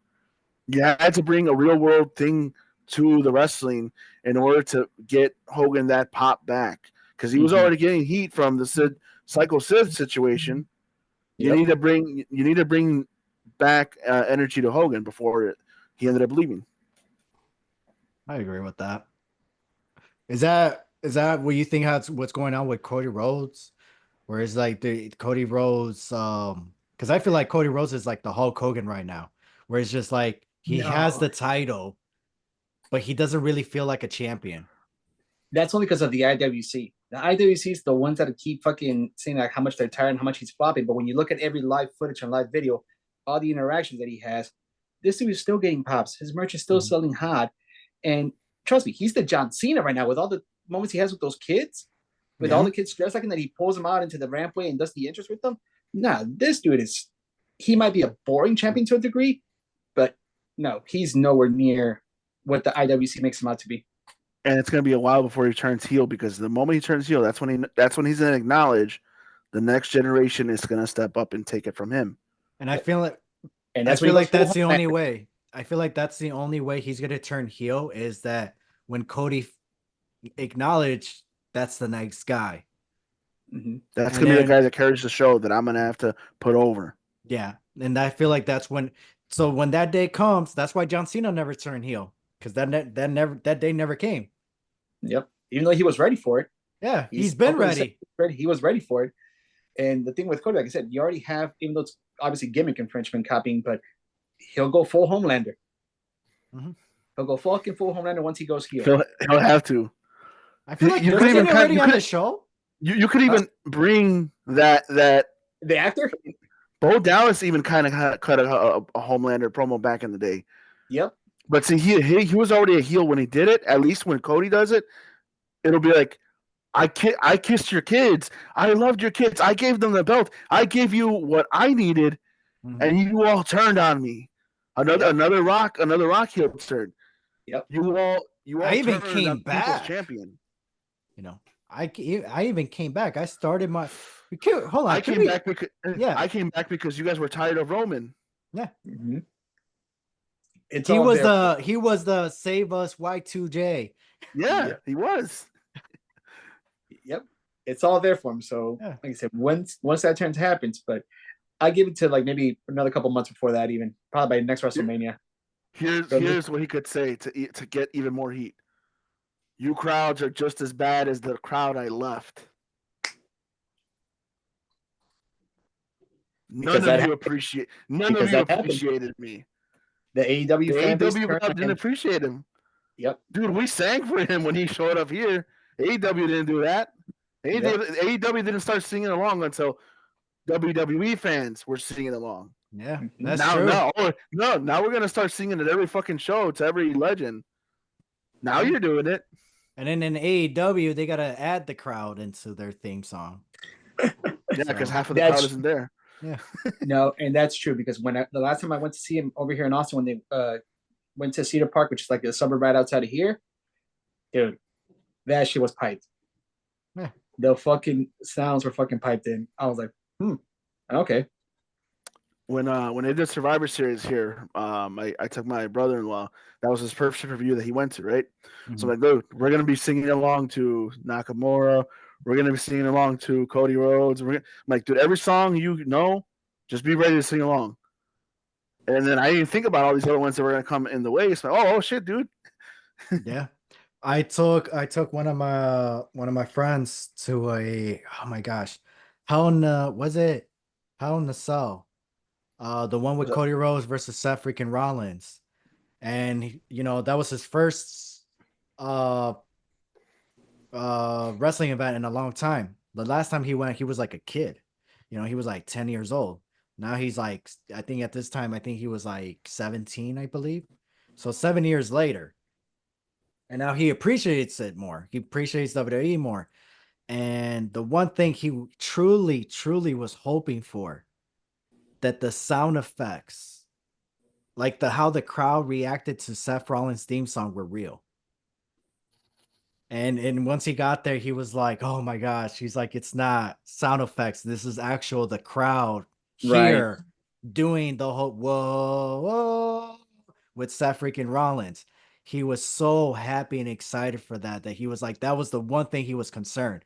He's like, "Please don't let it be sound effects. I really hope the crowd's like this." And then it's like, I yeah, I miss Gunther's Symphony Number 9. That one was my favorite. Gunther. The New Well, World song. I love the Scotty Too Hottie one. Turn it up. That was a Boingity, cool one. boingity, boingity, boingity. Boingity, boingity. I like that one. I can make love to that one. No, I can't. Maybe you could. I don't know. No, I need something better than that. Uh, Mark Henry's Sexual Chocolate song. that's a good one. Hey. Val Venus. You get a hand out of it. Whoa! Damn! Oh,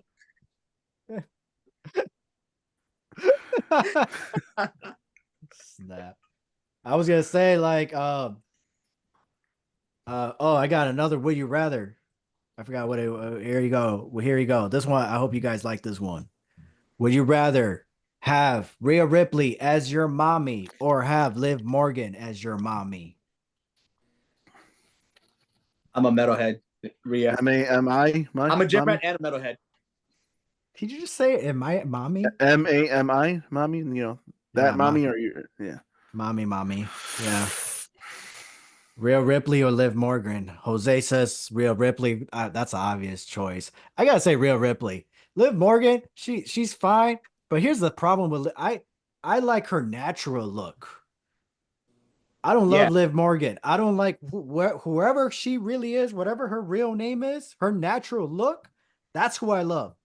Her real accent. That's who I love. Liv Morgan, the gimmick, and that's more for the younger generation. But I gotta go with Rhea Ripley though.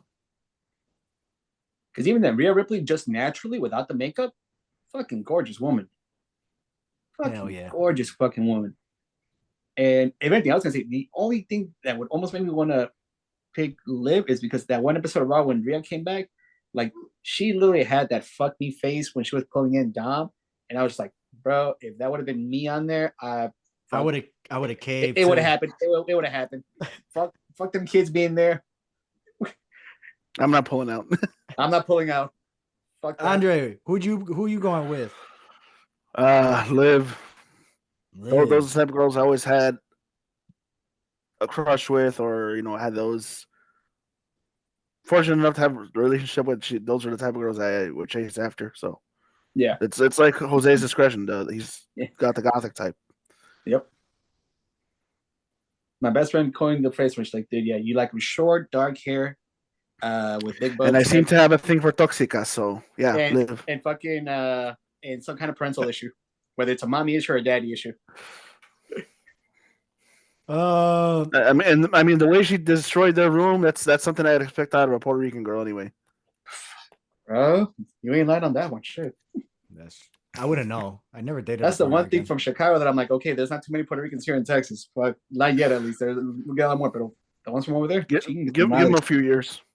No, they're Give them making their a way few down years. here. They're making their way down Yeah, I here. know, I know. We're getting Cubans down here now. We're getting Puerto Ricans. We're getting Filipinos, Central Americans, and everything over here. It's becoming more mixed over here. You send the Puerto Ricans down there, man. The pork industry is going to increase out there. We got plenty of hogs. We can hunt those motherfuckers. We sometimes get open fucking license to hunt those motherfuckers down. They're there. Shit, it's plenty of them to fucking slaughter.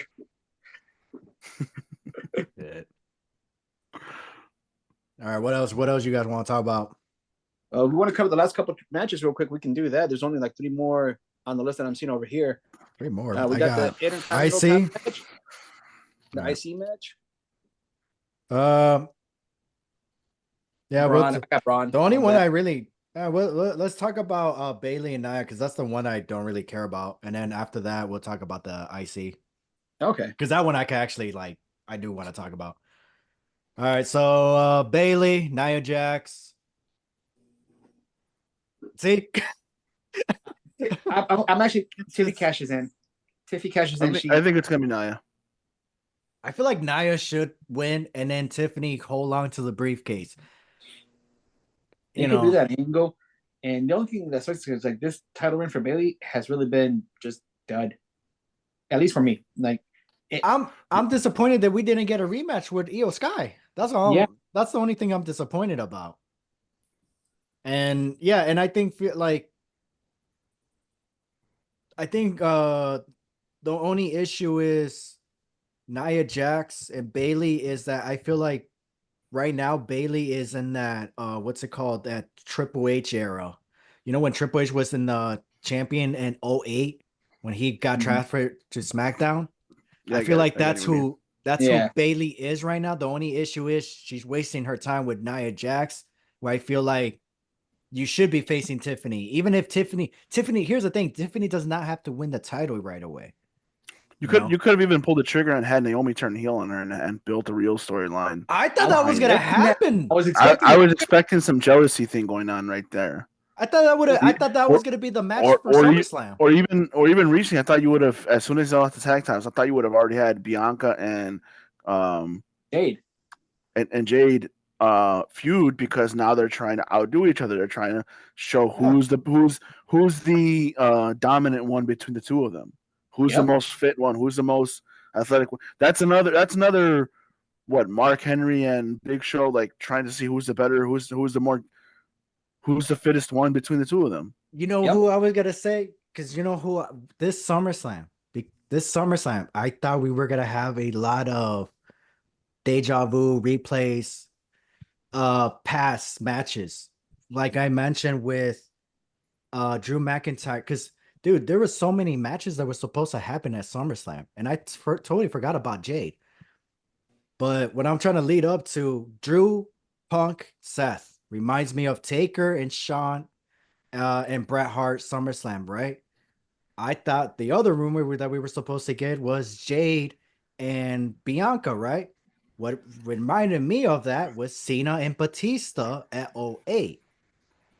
Because they were tag team champions, and then, who's the better?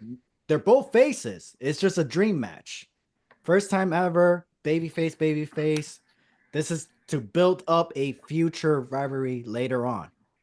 You know? This is just a big first time match. That's all we're doing. And that's what I thought was going to happen. That's what we were supposed to get, Jade and Bianca. They're not even on the card. That's crazy. And then Bailey, again, I feel like she's just wasting. Back to what I just said, the Triple H 08. Bailey is facing Nia Jax at SummerSlam. Triple H has faced the Great Khali at SummerSlam. A match where you're just like, why is this happening? The year after Khali was the world champion facing Batista. But Nia Jax, this is her first SummerSlam back ever since she, right? Because she signed last year. Ever since she came back. Yeah. Which, for her credit, she's gotten way better. She's that more of a downside, threat now than and she's she's more of a always threat, been. and she's a better worker now, so that's believable too. But it's like the downside to this right now is just like Bailey's runs feel so lackluster, It's and it's like I said, sad because it's that's why I'm it's thinking right now this will be the time for Tiffany to cash in and take it, because at least that's going to inject like some energy or some momentum into that division right now. it's sad because the story writes itself. It's a retribution type of match. Mm-hmm. It's Bailey getting revenge for what happened uh 7 years ago, Mm-hmm. and it's kind of like the Triple H and Jericho match that should have been built around the injury at WrestleMania. Mm, You have the formula for it. It's just not selling the way you wanted it because you introduced another variable to the formula, which is Tiffany. yeah. Now the focus is more on her instead of Nia and Bailey's feud and storyline. Sure, you're gonna get a few roast promos here and there, but everyone's going to be more focused on Tiffany than they are on Nia and Bailey. When is she going to cash in? Is she going to cash in during the match? Is she going to cash in afterwards? The only way it's going to really come out best for Nia without it being a squash is if Bailey overcomes it and wins, and then Nia bullies Tiffany into cashing in so that she can slowly pick her spot when she's going to turn on her the way that she did on Alexa Bliss. Yep. Let Tiffany be the champion for a while, and then I'm going to cash in my favor back for helping her by wearing out Bailey. Yep. And I was Yeah. thinking right now too. Basically, this is the same story that she had with Becky, but look at how different both are. The story that she had, the revenge story she had with Becky for breaking her nose, you know, it was a well told story. I mean, it wasn't the best told story, but it was a really good told story. And now you have the same kind of concept here. Nia injured Bailey years ago. Bailey wants to Mhm. get her get back, but this thing feels so boring. Instead of It's it, too many how years it too was, late. it's like how can you tell the same story within a year? Because the thing with Becky was like what, not even a year ago. Like that story didn't even it played out like at the start of this year, Yeah. and now you're almost rehashing it again now in the summer, and it just feels so flat. It's kind of what Andre said. The match reminds is similar to Chris Jericho and Triple H WrestleMania 18, where you had the right from ingredients. It's right there, but you're not using it. Mm-hmm. And instead, they focus on Stephanie McMahon and Triple H. They didn't even acknowledge the title. Didn't even acknowledge what happened between Triple H and Chris Jericho. And the fact that they had actual real, not real personal beef. It was more of like Chris Jericho said it. They just didn't have a good connection with each other. That they Yeah. hated each other. They didn't really talk to each other. They just be like, "What do you want to go over? What do you want to go over our match? You want It's to just weird because as rivals, they yeah." had sick chemistry that you could tell there could have been some real animosity there, but because you focused everything on Stephanie instead of Mhm. I'm the one who put you on the shelf for several months. I'm the one who caused you to tear your quad. I'm the one who damaged your quad while Benoit was beating Austin and when we took the Mm-hmm. tag titles off you. We Right. destroyed the 2 men power trip. Yeah. Yeah. And undisputed champion. So it's something similar to Nia Jax and Bailey and what you just said. Nia Jax did hurt Bailey, but that was years ago. And Nia Jax hasn't done anything. She was released. She just came back. So, and I feel like what I was more focusing on when it came to Nia Jax and Bailey, I thought it was going to be more of Bailey being like, "Do you remember how you came up to me on that Monday Night Raw saying that you were going to challenge Rhea Ripley? How you made me look like a bitch that night? Where I just be like, oh, I'm going to wait until Elimination Chamber to see who's going to be women's champion." Nia, so because Bailey chose Io Sky, even though it was because Io turned on Bailey, it Mm-hmm. made it seem like Nia Jax scared Bailey to the point where it's like, I have no choice to face you. Bailey could have brought that and mentioned that, saying, "Remember how you made me look like a bitch? Well, I ain't no bitch no more. So we're gonna go ahead and settle this." But then they ruined it by adding Tiffany into it. And now is she gonna cash in? When is she gonna cash in? Triple threat? Is like you said, is Nia Jax like, oh, I'm doing this to get the trust of Tiffany and I'm gonna turn on her, take the title away from her.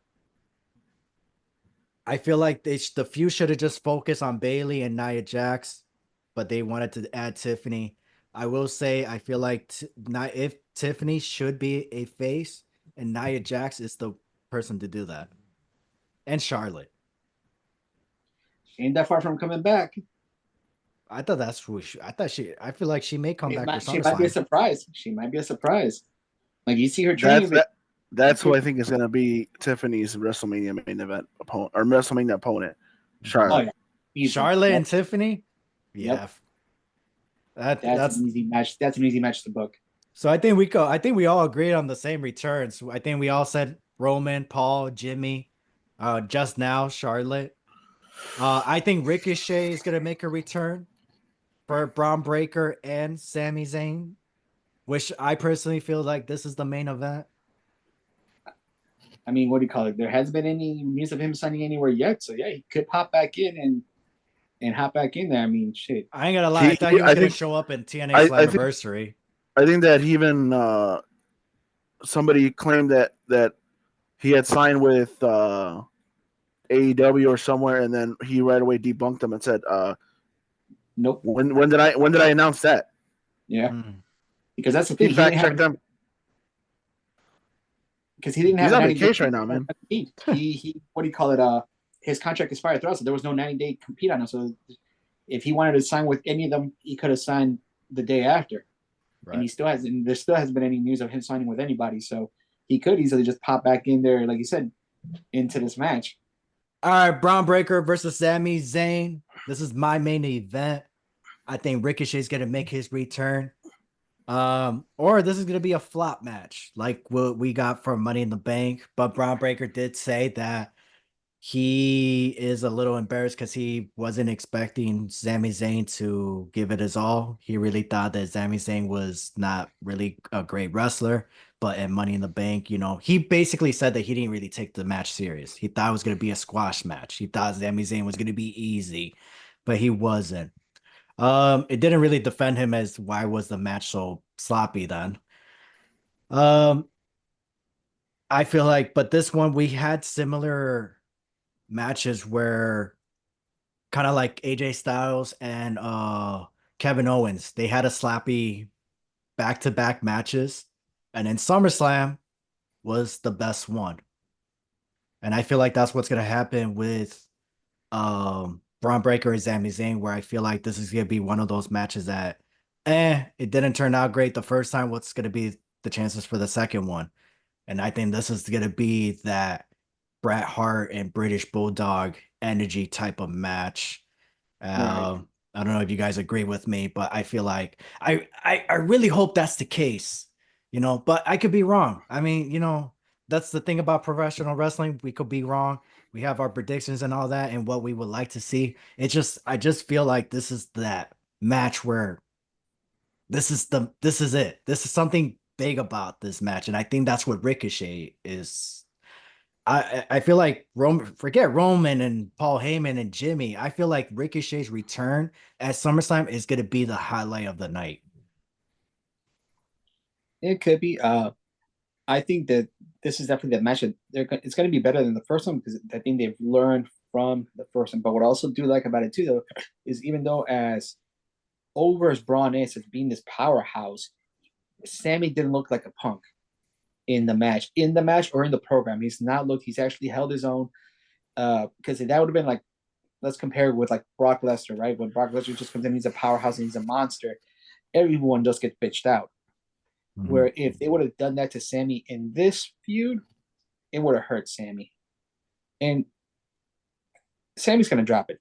Braun wins the title this because they're putting their chips on him.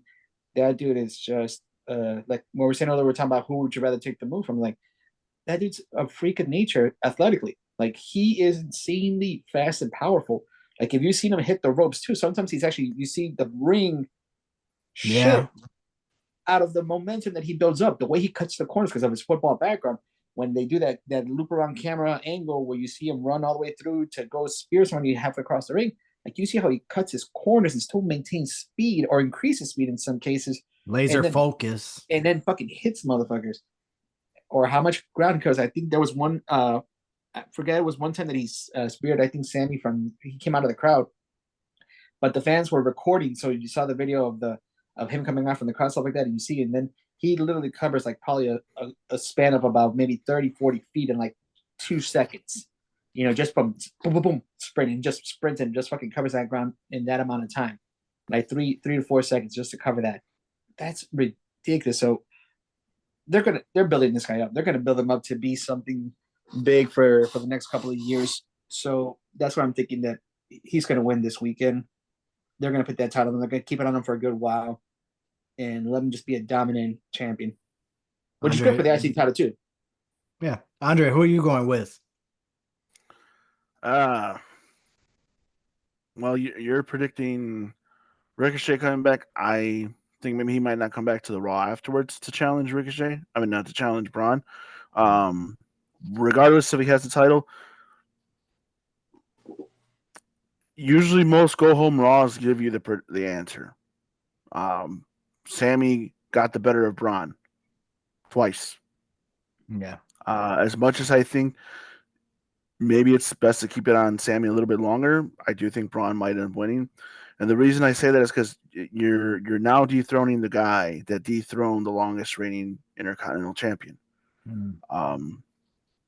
It has to be a dominant person, and I think Sammy's going to put up a better fight than he did the previous match, like you said. I was at that Backlash that you mentioned, AJ versus KO. It was in Chicago. I don't know if that spot was planned where he fell through the damn table and got stuck there, and that kind of ended the match. Maybe it was planned, maybe it wasn't, but I was talking about the even one Sammy, in Battleground, when Kevin Owens covered AJ, and that's where he won the title. I think was that. okay. I thought that's what happened at Backlash, but I guess that was in Battleground. Did they No, even? definitely was Backlash because I saw that spot. AJ was standing too close to that hole they have on the announcer's table, and he slipped and fell through. That's why the match ended up by countout.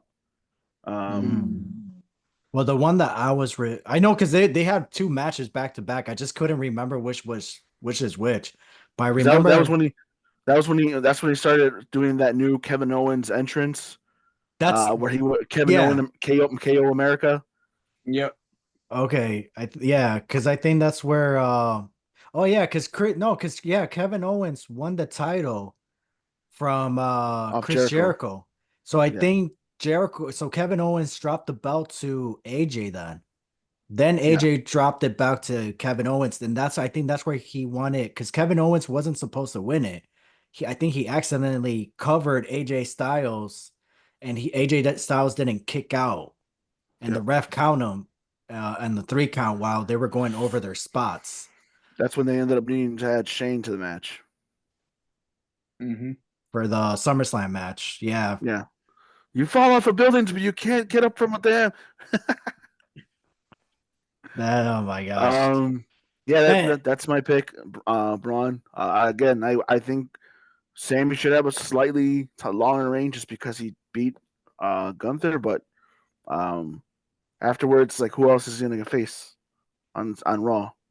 Unless you got Finn with the tag titles, Carlito is a mid carder, and unless you're going to have him drop it to Ray, then it's not really going to be all that much to make sense.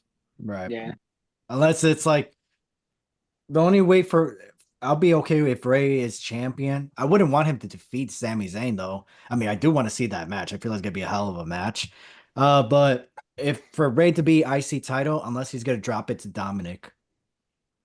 That would be the cool. only reason why. Yeah. That's the only reason why. And I'm cool with Sami Zayn beating Braun Breaker at SummerSlam if we got to get a classic match. But the only way I would be okay with it if Ricochet interferes and causes Braun Breaker, because at least Braun and Ricochet doesn't need a title. It doesn't. That feud could go on for a bit. But would it be great with the title? Sure. But then the thing is, if you put the title on Braun Breaker, feuding with Sami Zayn, it's like then Braun Breaker either has to drop the title to Ricochet and win it back, or he's just gonna squash him and retain the title. So I feel like let's lose to Sami Zayn, then focus on the feud with Ricochet, then go back with Sami Zayn. And you can even make it a triple threat. You know, Ricochet involved in the IC title. Um, but if there's no Ricochet, then Braun Breaker should get the title. And then because at least that way we could still get the rivalry with Sami Zayn, but at least this time it's a rematch, you know. But the only question is, regardless of who wins, what's next for both men? Sami Zayn retains. Who is he going after? He loses. What's next for him? Braun Breaker's the same thing. What's I think they're next? gonna. I think Sammy is gonna be more focused afterwards with Jay and the Judgment Day issue. Yeah. You already had the altercations where Sammy and Jay Uso had to protect each other from the Judgment Day. Mhm. You're probably going to see that in the next prediction that we're going to be talking about with the Women's World Championship.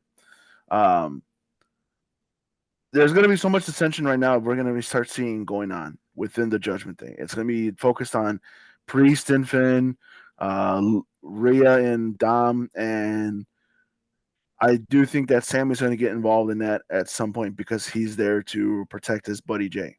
Mhm. And maybe somewhere down the line, Champion or no champion? maybe tag team champion. Maybe he ends up, maybe him and No, Jay but I'm take the saying straps off of. no, I'm saying is Sami Zayn still IC champion? No, and I think at some point, I think if there's going to be a rematch, that's where Judgment Day ends up costing him the title, which then has him shift away from the IC title and focus on the Judgment Day. You know, hey, I had to deal with one stable, now I got to deal with another one, and I'm going to take him down with Jay. Man, At least before you see Jay partner back up with his brother. Yeah. I think once you take the belt off of Sammy, Sammy's got stories to hold him out for the rest of the year. He's got a couple of different things that he'll be doing that'll keep him in the spotlight and keep him occupied and in people's, vision for that. Like you said, the Judgment Day stuff, him and Jay could win those tag team titles from them. And then eventually down the line, once again the Bloodline Civil War stuff kicks off, down the line, eventually Sammy and Jay can work their way into that fold, into that match to set it up for War Games. yeah. Yeah, they might be transition champions like the way that Cody and Jay were last year. Yeah. And Sami Zayn Jay does work, and honestly, I will love to see Sami Zayn and Jay Uso for the IC title. I mean, just picture that finish, the haluva kick into the Uso splash. Yep. Ooh, I like It'll look that. nice. You don't like need the that. 1D. Just do that setup. Yep. That would be a hell of a way to win those tag team titles with that finish. So That looks hella nice. But so what? So You- we're gonna what? Hey, so what if we at War Games we get the Bloodline JD against the WWE All Stars? You think that's a possibility? Because I'm thinking we're gonna get some end game, Avenger end game with this Bloodline feud. I just find it hard to believe that's gonna happen at War Games. You know, I feel more realistic. I feel like WrestleMania is gonna be the place for it to happen.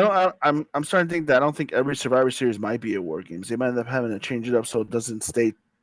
You don't want it to become these gimmicky pay per views. You know, SummerSlam. I mean, Survivor Series doesn't necessarily always have to be War Games.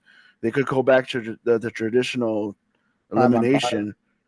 Maybe they even do like how they did 97 Survivors, the Gang Wars. You're starting to see all these stables starting to build up. Not just the men's division, the women's division are keeping the stables going too. You got the Scissors team that just popped up. You got All Control Delete that are still together. That line. You pretty much Naomi and Jade and Bianca are their own stable at some point. Imagine them being heels. Yeah. I agree with that. I can see that. Damn. And then sadly, room to play with.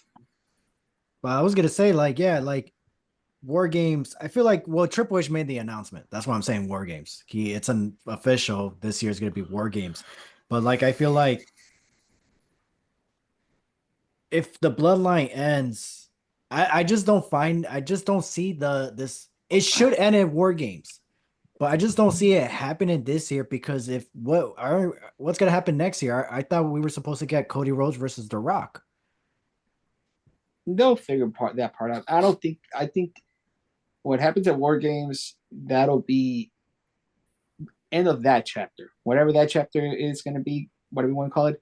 That I know the memes exist about the Bloodlines going to go on for like the next 50 years because of how many family members they have, but Right. they're doing with this story so much that you can probably still extend it to next WrestleMania, even maybe even next SummerSlam, maybe even next Survivor Series, and still get some juice out of it. Like they're squeezing the shit out of that tit, but they're still getting some juice, and they probably will find someone to still kind of keep it fresh. I don't watch Game of Thrones, but I kind of get the whole concept of who's the next king of which kingdom. That's what the bloodline is going to be. Who's going to be the next king that dethrones the current tribal chief? Yep. I think I said this before in a previous show where I feel like that's what the Judgment Day is. It doesn't have to disband. It could always add a different group where I feel like the Judgment Day it's like the NWO. And I same think that's with going to be yeah, with them. I think they're going to end up transitioning into something of an extension of the Bullet Club. yeah. At some point, you're likely going to see AJ join. You're going to likely see maybe Cody align with him because Mm. they were the guys that made leadership. It kind of started back with the with Haku's kids and I'll tell you, they have the Finn. four OGs there: Anderson, Gallows, and Tama, and Yeah. Those were the four original Bullet Club guys. Yeah, that would be dope. The Bullet Club in WWE. Yeah, the OG guys are there. All leaders too. Yep. I think the only people that are missing are the Young Bucks and Kenny Omega. Um, that's it, right? I think those are the only two. I think there's two more people that's still in New Japan. Well, they got Hikuleo was part of it too. Tama Tonga and Tangaloa as Guerrillas of War. Um, no, Guerrillas of Destiny. Um, who else? Wasn't there a guy named Big Bad Luck? Oh, Balak Fale. Bad luck, fellow. Yeah, Balak Fale. Was he part of it? Okay. He was part of it too, but he's still New Japan. New Japan, okay. But he was so four the one people that did then. it. Yeah, Okay. But still, I mean, we have all the big names there to form the Bullet Club. Um, it's just a matter of how and when you plant the seeds. Right now, you have everybody's either face or heel. You need to have them all on the same side before you do that. but here's the thing. The only thing is now in this day, because everybody has a podcast, we could talk about this and hoping that things like this work out because it's crazy. I never thought we were going to be talking about Jimmy Jacob right now in WWE. Last year, there's no way. AEW, maybe. TNA, I feel like he's going to show up here and there. But be signed in WWE, I would never think Jimmy Jacob would ever. Not Either. saying he would never sign with WWE. I'm saying WWE would never have him there. And well, it has a lot to do also with Triple H. Under yeah, Vince, that would have happened because it was because Vince's universe. it was Vince's universe, and he was a lot more careful who he signed. Yeah. For all of his flaws, he was still a lot more PR than most people realize. Mm-hmm. For a lot, then this is coming from the guy that wanted to have a weird ass relationship with his daughter on screen. True. For a storyline. But what I was trying to lead up to is that there's so many great potential stories and matches that we could get that this is Yeah. not the first time that I don't know about you guys, but I had talks like this with my friends in high school. I hope this person does this. I hope we get this match. I hope we get that match. I hope we get this feud. Do you know how disappointed I was that we just got Edge and Triple H once, and it was the lamest storyline we ever got. And then after that, he went on and faced the Great Khali, and I'm just like, Triple H was finally champion. He was trying to take the title away from Randy Orton, finally champion, just to be like, oh, Blame the fans. This is the time you can blame the fans because they were building that. That was the whole point of Edge's return in 2004. He was the guy that they actually wanted to be to take down Evolution. yeah. It wasn't just beating the world champion at WrestleMania. It was taking down Evolution, but because he went and took steroids and got himself growth pills, the fans at that time rejected him. They popped for him when he came back, but as soon as they saw, oh, okay, he's going to be the next prototype guy, they rejected him at his own hometown in Toronto, and that changed the course of everything. Yeah. Then he damaged his Achilles heel, and that really changed the course of everything. So because of that, we didn't get to see Edge take down Randy Orton, Batista, Flair, and then finally dethrone the game. Which was supposed to happen at Taboo Tuesday of all pay-per-views. So that's just wild. But it's just crazy because it's just like there were so many. But what I'm trying to say is just like there's so many things that we could be talking about. But just like in the past, none of those things happen. Yeah. I mean, we're just spitballing. It's all hypothetical. Yeah, yeah. It's what we see in those stories. But like what Andre said, there's times where it was us, the fans, for Edge. And then when we are cheering, it's like, well, it's not his time right now. You know, it's always something or somebody where like Jeff Hardy, he'll screw himself up. Or somebody like CM Punk where it's like, I'm burned out. You guys are not using me right. You guys are doing this. I don't know what you guys are doing. Blah, blah, blah, where I'm leaving. You know, it's always something to the point where it's just like I just hope I just want everything to work out, basically. It's just like we have so many potential storylines where it's just like, man, please, nobody screw up. Nobody screw up. Because it's like, think about it. We're talking about the potential of that, the fact that we make it a War Games. Roman Reigns is either going to be part of the Bloodline or he's going to be facing the Bloodline. He may be teaming up with Cody Rhodes. There's a chance that we may not even get any of that. You know, I mean, it's still crazy to think about it, but it's just like, I don't know. It's just like, I just feel like with the great potentials that we have, I just hope nobody screws it up. The last thing I'm pretty sure we all want to hear is a few months back being like, oh, hey, do you remember at War Games, we were technically supposed to get this match, but this person screwed it up? That's the one. I just don't want to hear that. I just be like, damn, that's messed up, man. You know, because imagine if CM Punk, I mean, the fact that CM Punk is in WWE is just crazy that he's going to be he's headlining with Drew McIntyre at WrestleMania, where 2 years ago he was in AEW. Yeah, it's just crazy how wrestling is turning right now, man. This is like, I feel like we're in the 1985s or 86 right now of professional wrestling. Like, I feel like CM Punk is like the Roddy Piper right now. You know, Cody Rhodes is Hulk Hogan. We just got five, and then MJF is Ric Flair. He's a macho man, though. So that's what we're trying to figure out. Maybe Will Ospreay. Billy Ocean. We got it's LA Knight. LA Knight's the macho man. Yeah. Because he's trying to show that he's just as big as the money draw. And he's the mouth. He can talk. He can cut the promos. Yep. And just like Randy Savage, he don't need no title. Yeah. I didn't even think about that. LA Knight, you don't need to win no more. You don't even need to win.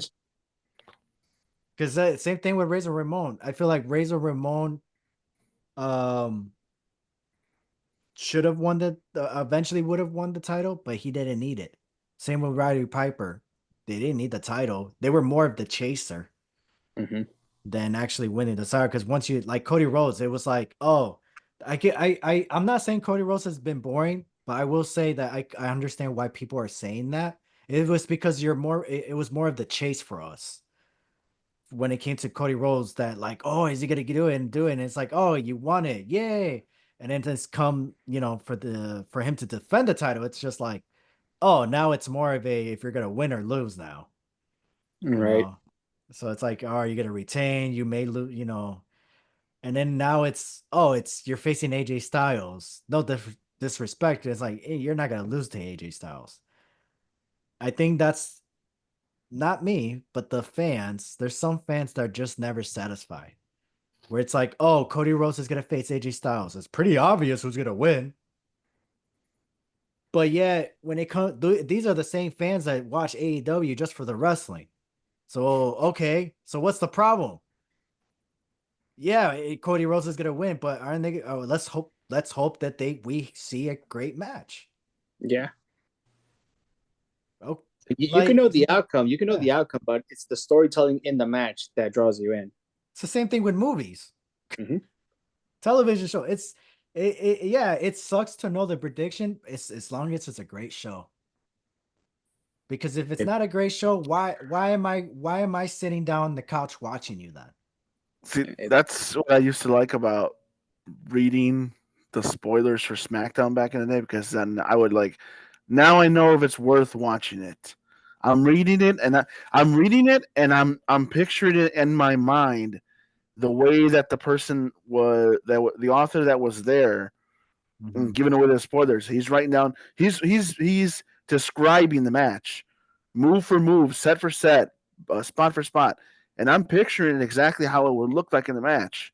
So now when I'm going to watch it on Friday or on Thursday, whichever uh, time it was, oh okay, oh yeah, I remember reading about that part. Oh damn, that looks better than that when they're oh man, or it was better thought of in my head than the way they sold it.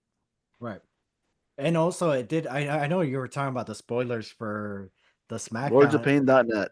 and it helps out to make sure, especially those times where it's like, oh, especially for me when I'd be out, and I would come home to watch SmackDown, and then just to be like, oh, the show sucked. I could have still been out. It's Friday night. Come on, Mhm. it's Friday night. You really want me to have me home?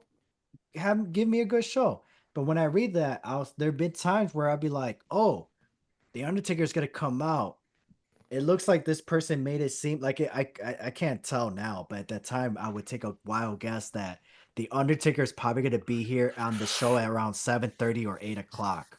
So I feel like I have till then to make it home just in time to see the Undertaker. You know that. So I used to love the spoiler sheets when it came to SmackDown. That helped out a lot, especially just to because it was Friday night, man. And you're in high school. I'm trying to go out. Shit. Those daytimes. Now Liv Morgan, Rhea Ripley. I'm gonna be honest. I'm shocked that this Dominic is not the special guest referee. That's all I gotta say. You That's know he's going to be involved in somehow. He's going to pull some shit. And I Jay. Yeah. uh Now does the turn happen? That's the question. mm. Now how is this gonna now who so do you think it's gonna be Liv, Finn Ballard? Well, I'm gonna give my prediction of who I think is gonna win right now. Is I say it's Liv, I got Liv Yeah. winning. and I think it's gonna. I think it. I don't think you're gonna see Finn Balor. Maybe you might see. Definitely gonna see Jay. Definitely gonna see Dom. I don't think Carlito, but you might see JD show up as a backup for Dom. Um, I think Jay will get involved to the point where he's trying to help Rhea at the time that maybe she might have fallen or something due to a failed botch spot by Dom. Okay. And Dom is going to cost Rhea the title trying to help her. Because you said that, you know what ending I want? I want the ending like with Trish Stratus elbow Chris Jericho accidentally, boom, and Christian rolled them up, 1, 2, 3, something similar with that. Maybe Rhea Ripley kind of shoves Dominic instead elbow and realize, oh snap, I just shoved Dominic. Sorry, and then Dominic goes boom, It's her roll one back. up. Yeah. I sense a chair being used while the referee is down, and Dom tries to grab it. Jay tries to take it away from him, and Mm. then And Jay lets the go, top, and he doesn't realize that he turns around and accidentally pops Rhea in the face. That she'll take a full straight because that's how much of a badass she is too. She will take a full chair shot to the face, sell it, and Liv takes advantage of the pin. There's your finish. Yeah. yeah, You It, don't.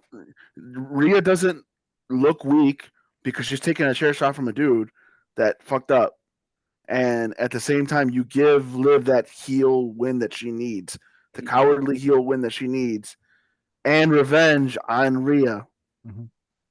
for and the revenge tour. I like it because you said Jay's holding the chair and Dominic lets go because it could be like, oh, No, it was mommy, the other way. It was the other way oh, around. oh, it was the It's other way around. it's it's Oh, it's that Dom was going to grab the chair, and and Jay's trying to Jay, take it away from him, and then he lets go, so that inertia causes Dom to accidentally clock it, Rhea in the okay. face.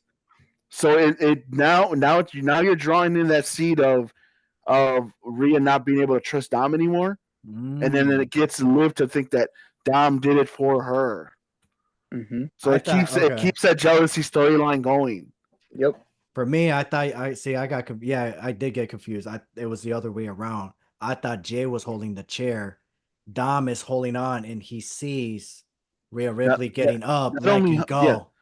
that only helps if it was Dom trying to keep Rhea trusting. If he's Mm. trying to help Rhea in that sense, because if he lets it go, the only way I think that might work is if maybe Dom drop kicks Jay with the chair towards Rhea. If he really was going to try to turn her and be on Liv's side, I Unless think right my now I unless think right my now ending. you have to let Dom still try to gain Rhea's trust before he does the full turn on her. See, Yeah. I was gonna say that my ending would work if that was the night Dominic turns on her afterwards. Just like let go of the chair accidentally. It was more less because we're focused on Jay, hitting Rhea. But it's like I'm pretty sure with Pat, it's gonna be like, yeah, but who let go of the chair? Dominic. To the point where, oh, 1, 2, 3, everybody leaves. There's Dominic, and then Dominic does that smile where it's like, I know what I did. Yeah. I know what I did because I come on, like you said, that's what I thought you were trying to go with. I thought that's what you were trying to go with. There, it's like, oh, Dominic's paying attention to Rhea Ripley getting up, let's go at the chair, and then accidentally hits her. With Bad Blood around the corner, you know that most of those matches are going to be non DQ. That would be the night where you would have to have Dom turn fully on Rhea. Mm. Yeah, because people keep saying that bad blood is the because of CM Punk and Drew McIntyre, Hell in the Cell, people think that that's where a rivalry has to end. Who's to say it can't just start one? You know, and I. But here's the other thing too. If Dominic does not turn, if there's no turns, what's next? When does the turn happen? At Bad I mean, Blood? they run because Liv winning, they can still run the story because now the chase is on for Rhea to beat her and get the title, so they can run it back in Germany. I Mhm. don't know what the show is for September.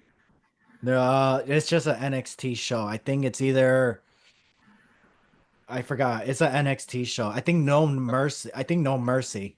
No Mercy. Okay, Yeah. so then after the Germany show, then you got all the way to build up to Bad Blood for the third match between them, which again will blow off the feud in a way, but also kickstart the whole thing with Dom when he does the turn, if he does it Yeah. there. And if to say, I mean, it could be Finn Balor. Something That's been low key yeah. that I've been like hearing like through just checking scoopers and stuff like that. That's the one low key thing that like a lot of people are saying is that it may be Finn the one that's actually working with Lib to Replace what Andre said, replace Jay with Finn Balor. yeah, to do that because Because it looks like Finn's even trying to get Liv because it's what I was mentioning earlier. Right now, Finn's jealousy is on both Rhea and Priest Mhm. because he's the third wheel in that situation. He's the third act. He's no longer the main event guy. He stopped being the main event guy when he got beat as the demon by human Roman. Edge. Oh yeah, Well, human. Roman, yeah, Edge, but yeah, I forgot Edge. Yeah, then Edge, I forgot, yeah. and then Edge humbled him even more. Yep. So now and then to have that, then to be beaten 3 times in a row by Seth, that made him look like the weak link out of the group. So Finn right now is trying to get that pride back. He's trying to get that energy back. He's trying to get that leadership back. And how you do that is you turn on your world champion and your dominant female in the group Yeah. by putting a bunch of yes people that will work for him. That's what he needs. He needs yes guys. He needs yes men to follow him.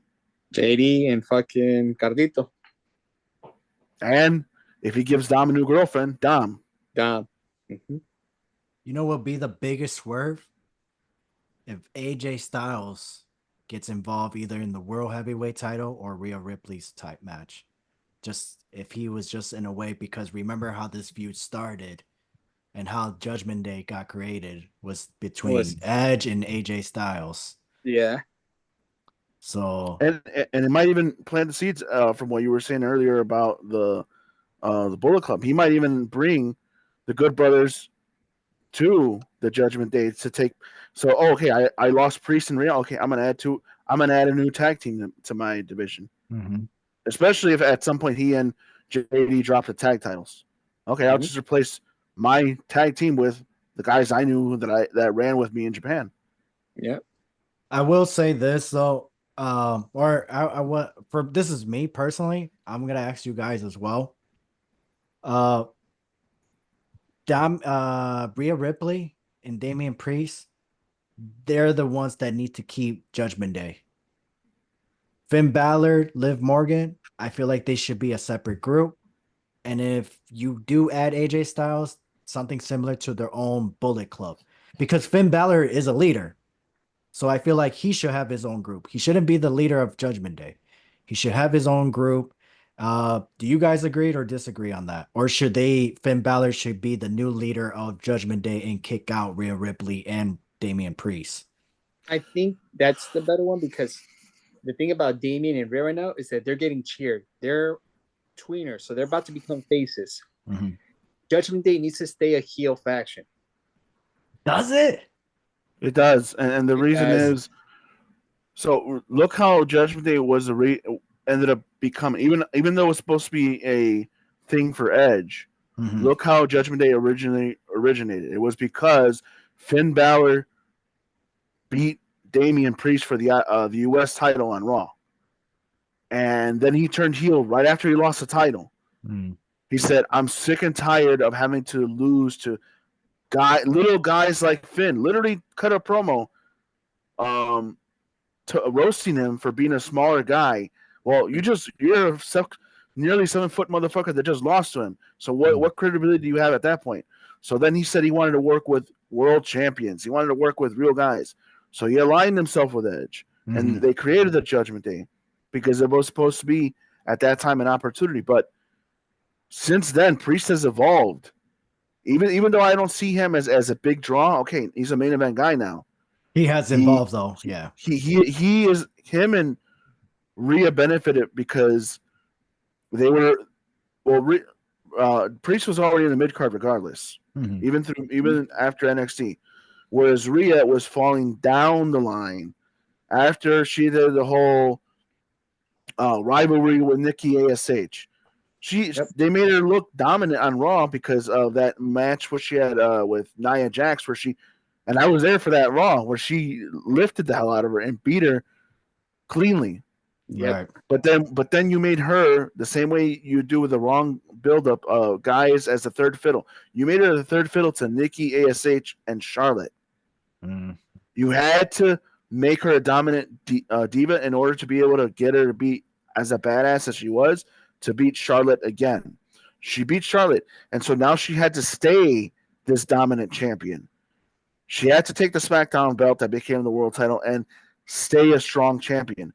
beating 6 other women in one match in Saudi Arabia, taking on Nia Jax, okay, you had to make her strong so that the person that she injured could come back and get her revenge on her. Mm-hmm. But now they've evolved beyond the Judgment Day. They don't need the Judgment Day anymore. They've outgrown it. They hit their goal and they no longer need it. Now it needs to be under Finn, who needs the Judgment Day to reestablish him back up to the main event. Yep. He needs that group to make him strong again, to make him credible again. And for Andrade and Escobar, for them to get to that main event status, Damian Priest is the guy who could help them. Not saying they have to face him, but they could rely on a Latino guy to carry the company to get to open doors, basically. And like you said, Damian Priest, Rhea Ripley, they don't need Judgment. Technically, anybody in that group don't need Judgment Day anymore. But it works when everybody's together. So for Finn Balor, and here's the other thing. Let's just say we get this feud and Finn Balor kicks up Damian Priest and Rhea Ripley. It still ends the question where it's like, what's next then? You know? World title. I think at that point, Finn needs to chase out the world championship and actually win it this time. Because there's that story too. There's the story that the only time that he held a major title was when it was that inaugural Universal title, and then he got injured. And I get why they didn't. I get why they didn't want to take the title off of Seth, because they wanted to have another strong world champion on the opposing show. It would have been bad for Seth to have been a transitional world champion and to win it only so that he could drop it right away to the guy that beat him for that first inaugural title. Yep. And as much as Finn needed that title reign, also, it was more important to have a long reigning first world champion first to establish before you do that. Yeah. Now time has passed. Gunther doesn't necessarily need the world championship just yet. Maybe have him win the Rumble ways down the road. But after the Gunther rivalry, yeah, maybe it should be Finn. Or if it's Gunther going to be the champion, it's because Finn cost Priest the title, and eventually he's the one that beats Gunther. He gets his win back from putting them over on Raw. Yep. But he does it with the help of the Judgment Day. He dethrones Gunther because he needs that stable. And now that stable is supporting him as the new champion. And it evolves. Then Judgment Day evolves into a whole other thing. It's like Andrea said, it started with this whole thing with Edge, which is kind of like, the Brood kind of reborn. And then it turned into what it became once they kicked Edge out to what it is now. So now once they get Rhea and Priest out, it'll evolve again. Just like how the Bloodline's evolving. That evolves into a whole new leadership and a whole new stable. This is going to happen now with Judgment Day. And then they'll continue on. Finn takes the lead and works with the guys to get him to the World Heavyweight Championship and getting him there. I like that. So what I predicted like a while back, this is like, I think before Money in the Bank.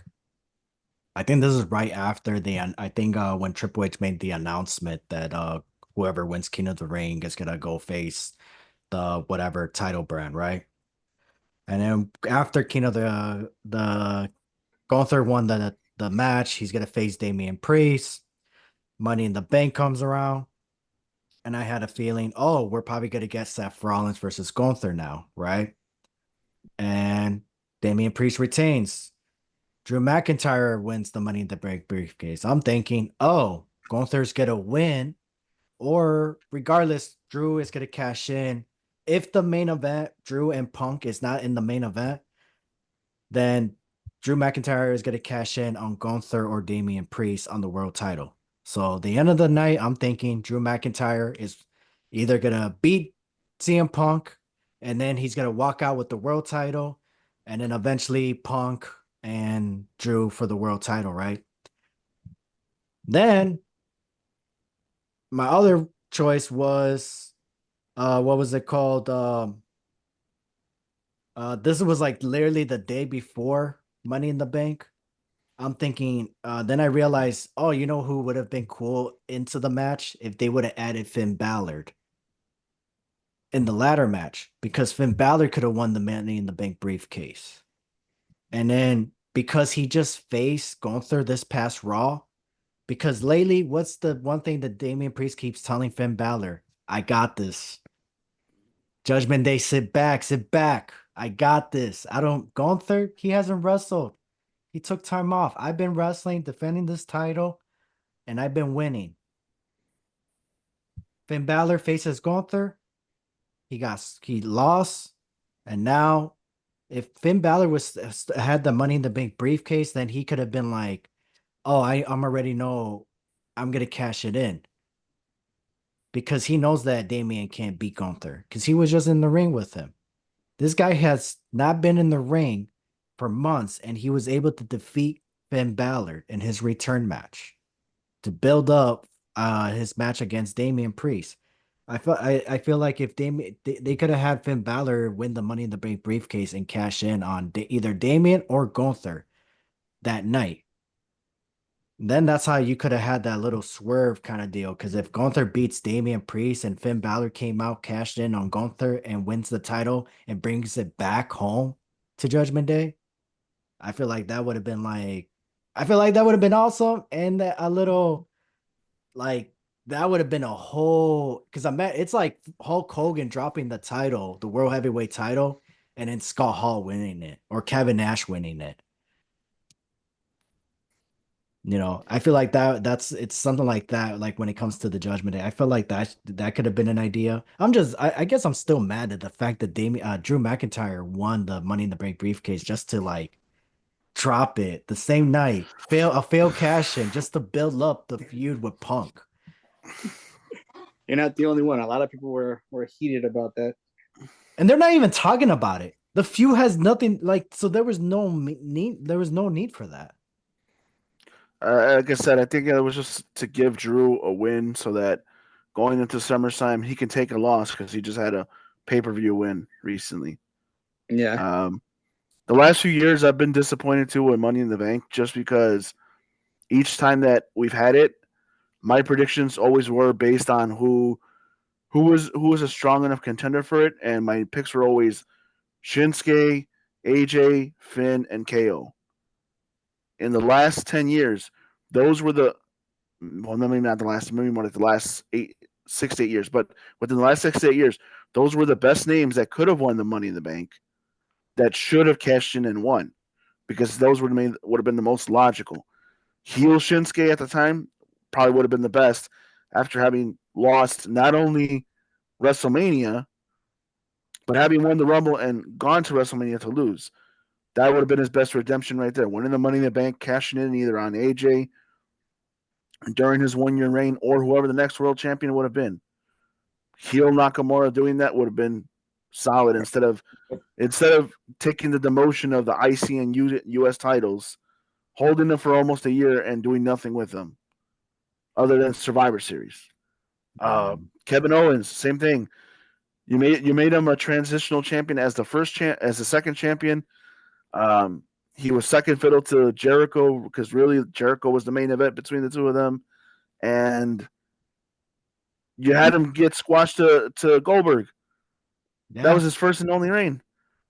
AJ, he's the kind of guy that should, for even though his size, he should be the guy that does win every one of them. He should win King of the Ring. He should win the Royal Rumble. He should win the Money in the Bank.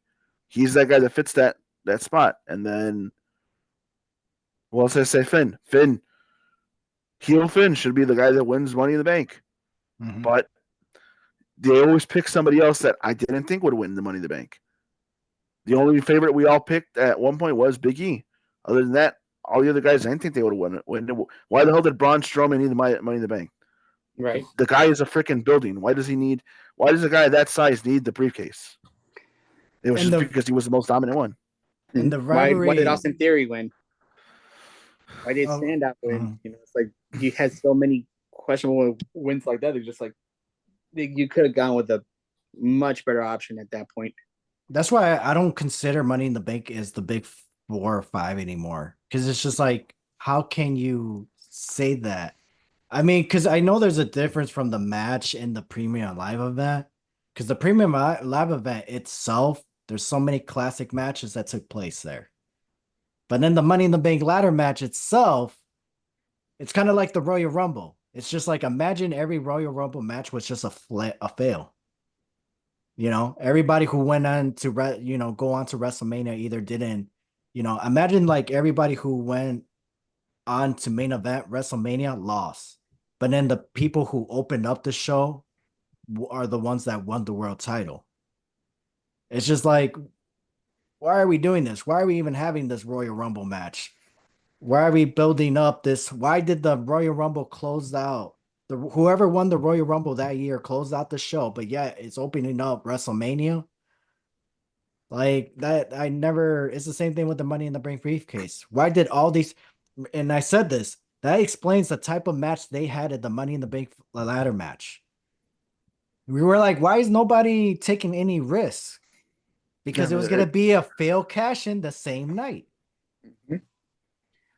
I mean, some did because that freaking spot with Carmelo and Andrade.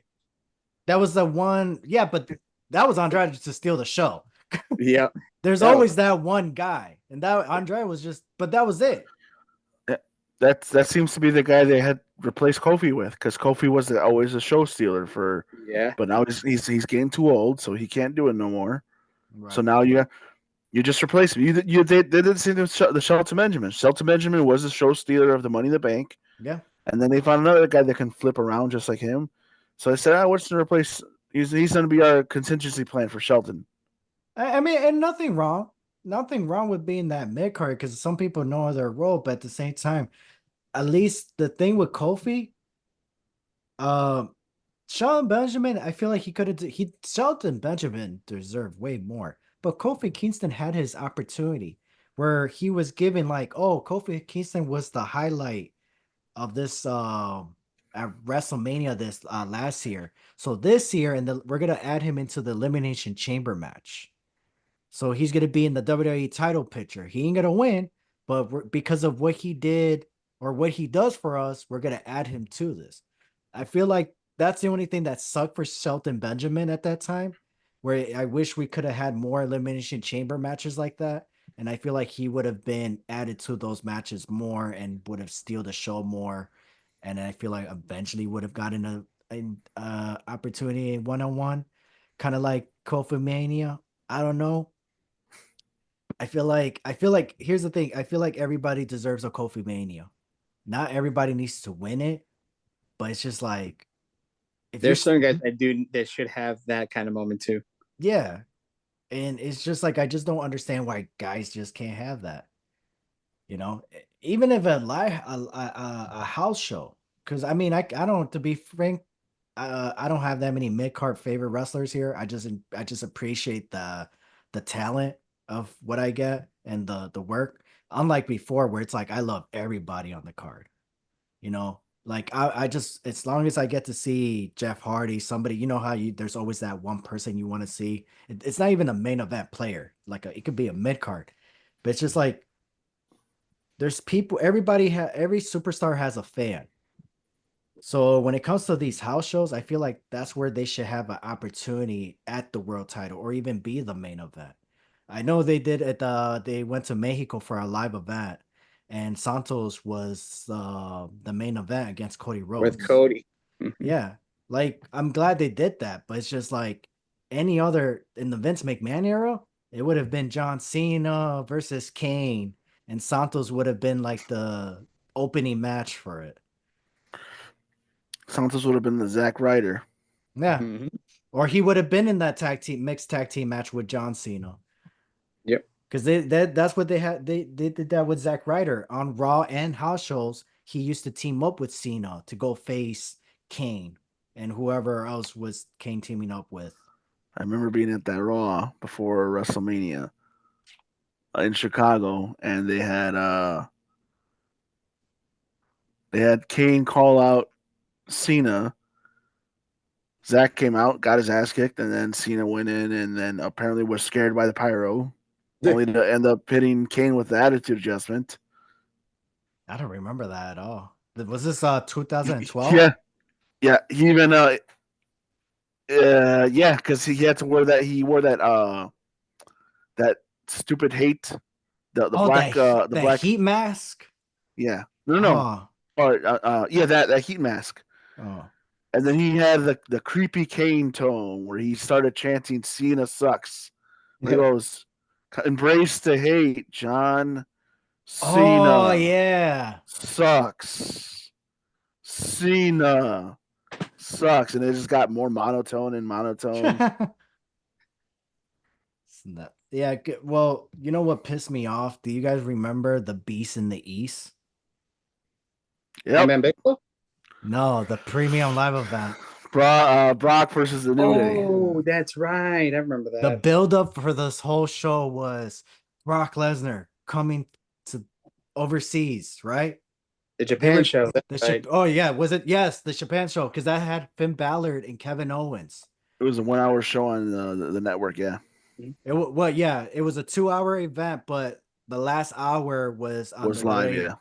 was live, and but for a month or two, they were building up how Brock Lesnar was going to be Yeah. in Japan. That was the headline. The Beast in East. The Beast in East. Everybody thought Brock Lesnar, John Cena, Randy Orton, big main event. Who does he face? Kofi Kingston. Kofi Who got Kingston. help? Who got help from the New Day just to be squashed? Still. Yeah. Yeah. Yeah. And that wasn't even the main event. Then Kevin Owens, and then everybody thought it was going to be Kevin Owens and Finn Balor for the NXT title. Nope. The main event was Dolph Ziggler and John Cena versus Kane and Keen Barrett. Oh my. Yeah. That was the main event. Because they ended up saving Finn Balor and KO for the next NXT event when it was because it ended up being for it ended up being a ladder match, didn't it? Yeah. NXT Brooklyn or New York Takeover, yeah. for the ladder match. That was their first ever pay-per-view though. Because wasn't that also when DIY won the tag titles before they No. dropped it? FTR? I think you're thinking about FTR. No, I don't even think FTR was there yet. 2015. No, FTR was not there. I think FTR was like 16 and 17. Sorry, no, yeah, 26. No, it was 2015 because I think 15 was still Alexa Bliss and Blake and Murphy. Isn't that their era? Probably, I want to say. What was it? NXT Brooklyn or New York? Was it even there in New York? Yeah, there was a New York. I think New York was Johnny and Gargano. I mean Johnny Gargano and Adam Cole. It's Aiden English and Simon Gotch. There you go. That was the NXT champion. But all right, Jose, appreciate for joining and tuning in. You could just log off and then I'll wrap out this show. Okay. I All right, appreciate bro. you. I enjoyed the yeah, talk. man. And that's Thanks. great to finally talk to you and see you. All right, Likewise, bro. man. Appreciate it, All right, man. guys. Thanks for joining. Take care. Bye. See you, man. All right, Andres, let's wrap out this show. Any final thoughts? Anything you want to say or add? I wonder if Logan Paul's recent comment about the Olympics will impact his involvement in the WWE. Because I don't know if Rahm Emanuel's brother will make that as a judgment for PR reasons. I'm kind of I was always curious on one thing. Doesn't The Rock hate Logan Paul? That they both dislike each other. That's yeah. So I don't know if maybe they've patched things up because now he's his boss. because they have the same manager. Yeah. So I So feel they both work for Manuel's brother, Ron Emanuel's brother. So maybe for PR reasons they had an adult conversation, but I wonder if for PR reasons that they might have him drop the title and then not be on the show for a while. Because if the board support the whole thing that's going on in the Olympics and they don't like the comment he made, maybe they take that as a form of punishment. Yeah, because they got prime deals, they got all this going on, and I feel like, I mean, Logan Paul is just he's like he's the LA Knight. He's just the poster guy. He's the Randy Yeah. Savage. That's the whole reason why he's there. You know, that's Logan Paul is Randy Savage in a way. Um, I mean, he kind of reminds me of Owen Hart, but just like Eric Bischoff, the reason why we brought Randy Savage is because he came with Slim Jim. Yeah, he's his own sponsor. Yeah. So it's like for all we know, yeah, Logan Paul. I mean, I'm pretty sure Logan Paul ain't, Logan Paul is getting paid by WWE. But if going based on Randy, what Eric Bischoff is with Randy Savage was he just wanted to wrestle. And I think Eric Bischoff said he didn't pay Randy Savage until 97 or 98 is when he gave him an actual contract and started paying him because he wasn't with Slim Jim no more, or his deal, or Slim Jim wasn't paying him to wrestle or something like that. So now Eric Bishop had to pay him to show up because And the by then they first, had the money. yeah, and by then, oh yeah, they had the money. But the first 2 or 3 years, Eric Bishop wouldn't even have Randy Savage if Slim Jim wouldn't even allow him to wrestle. Or if he did Slim, pay him, it was probably real little because he didn't have to pay him a full amount compared to the Slim Jim amount. as an active wrestler, I think the only thing that annoys me is that the fact that he was like, "Oh, I want to be a full-time wrestler." Where are you at? I kind of lost respect after that.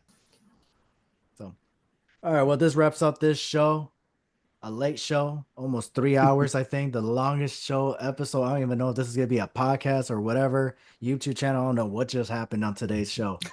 So, Andre, appreciate Jose. Shout out to Jose. Everybody hit that like and subscribe. Till next time, I'm Ernan, and we are out. Doo-doo-doo.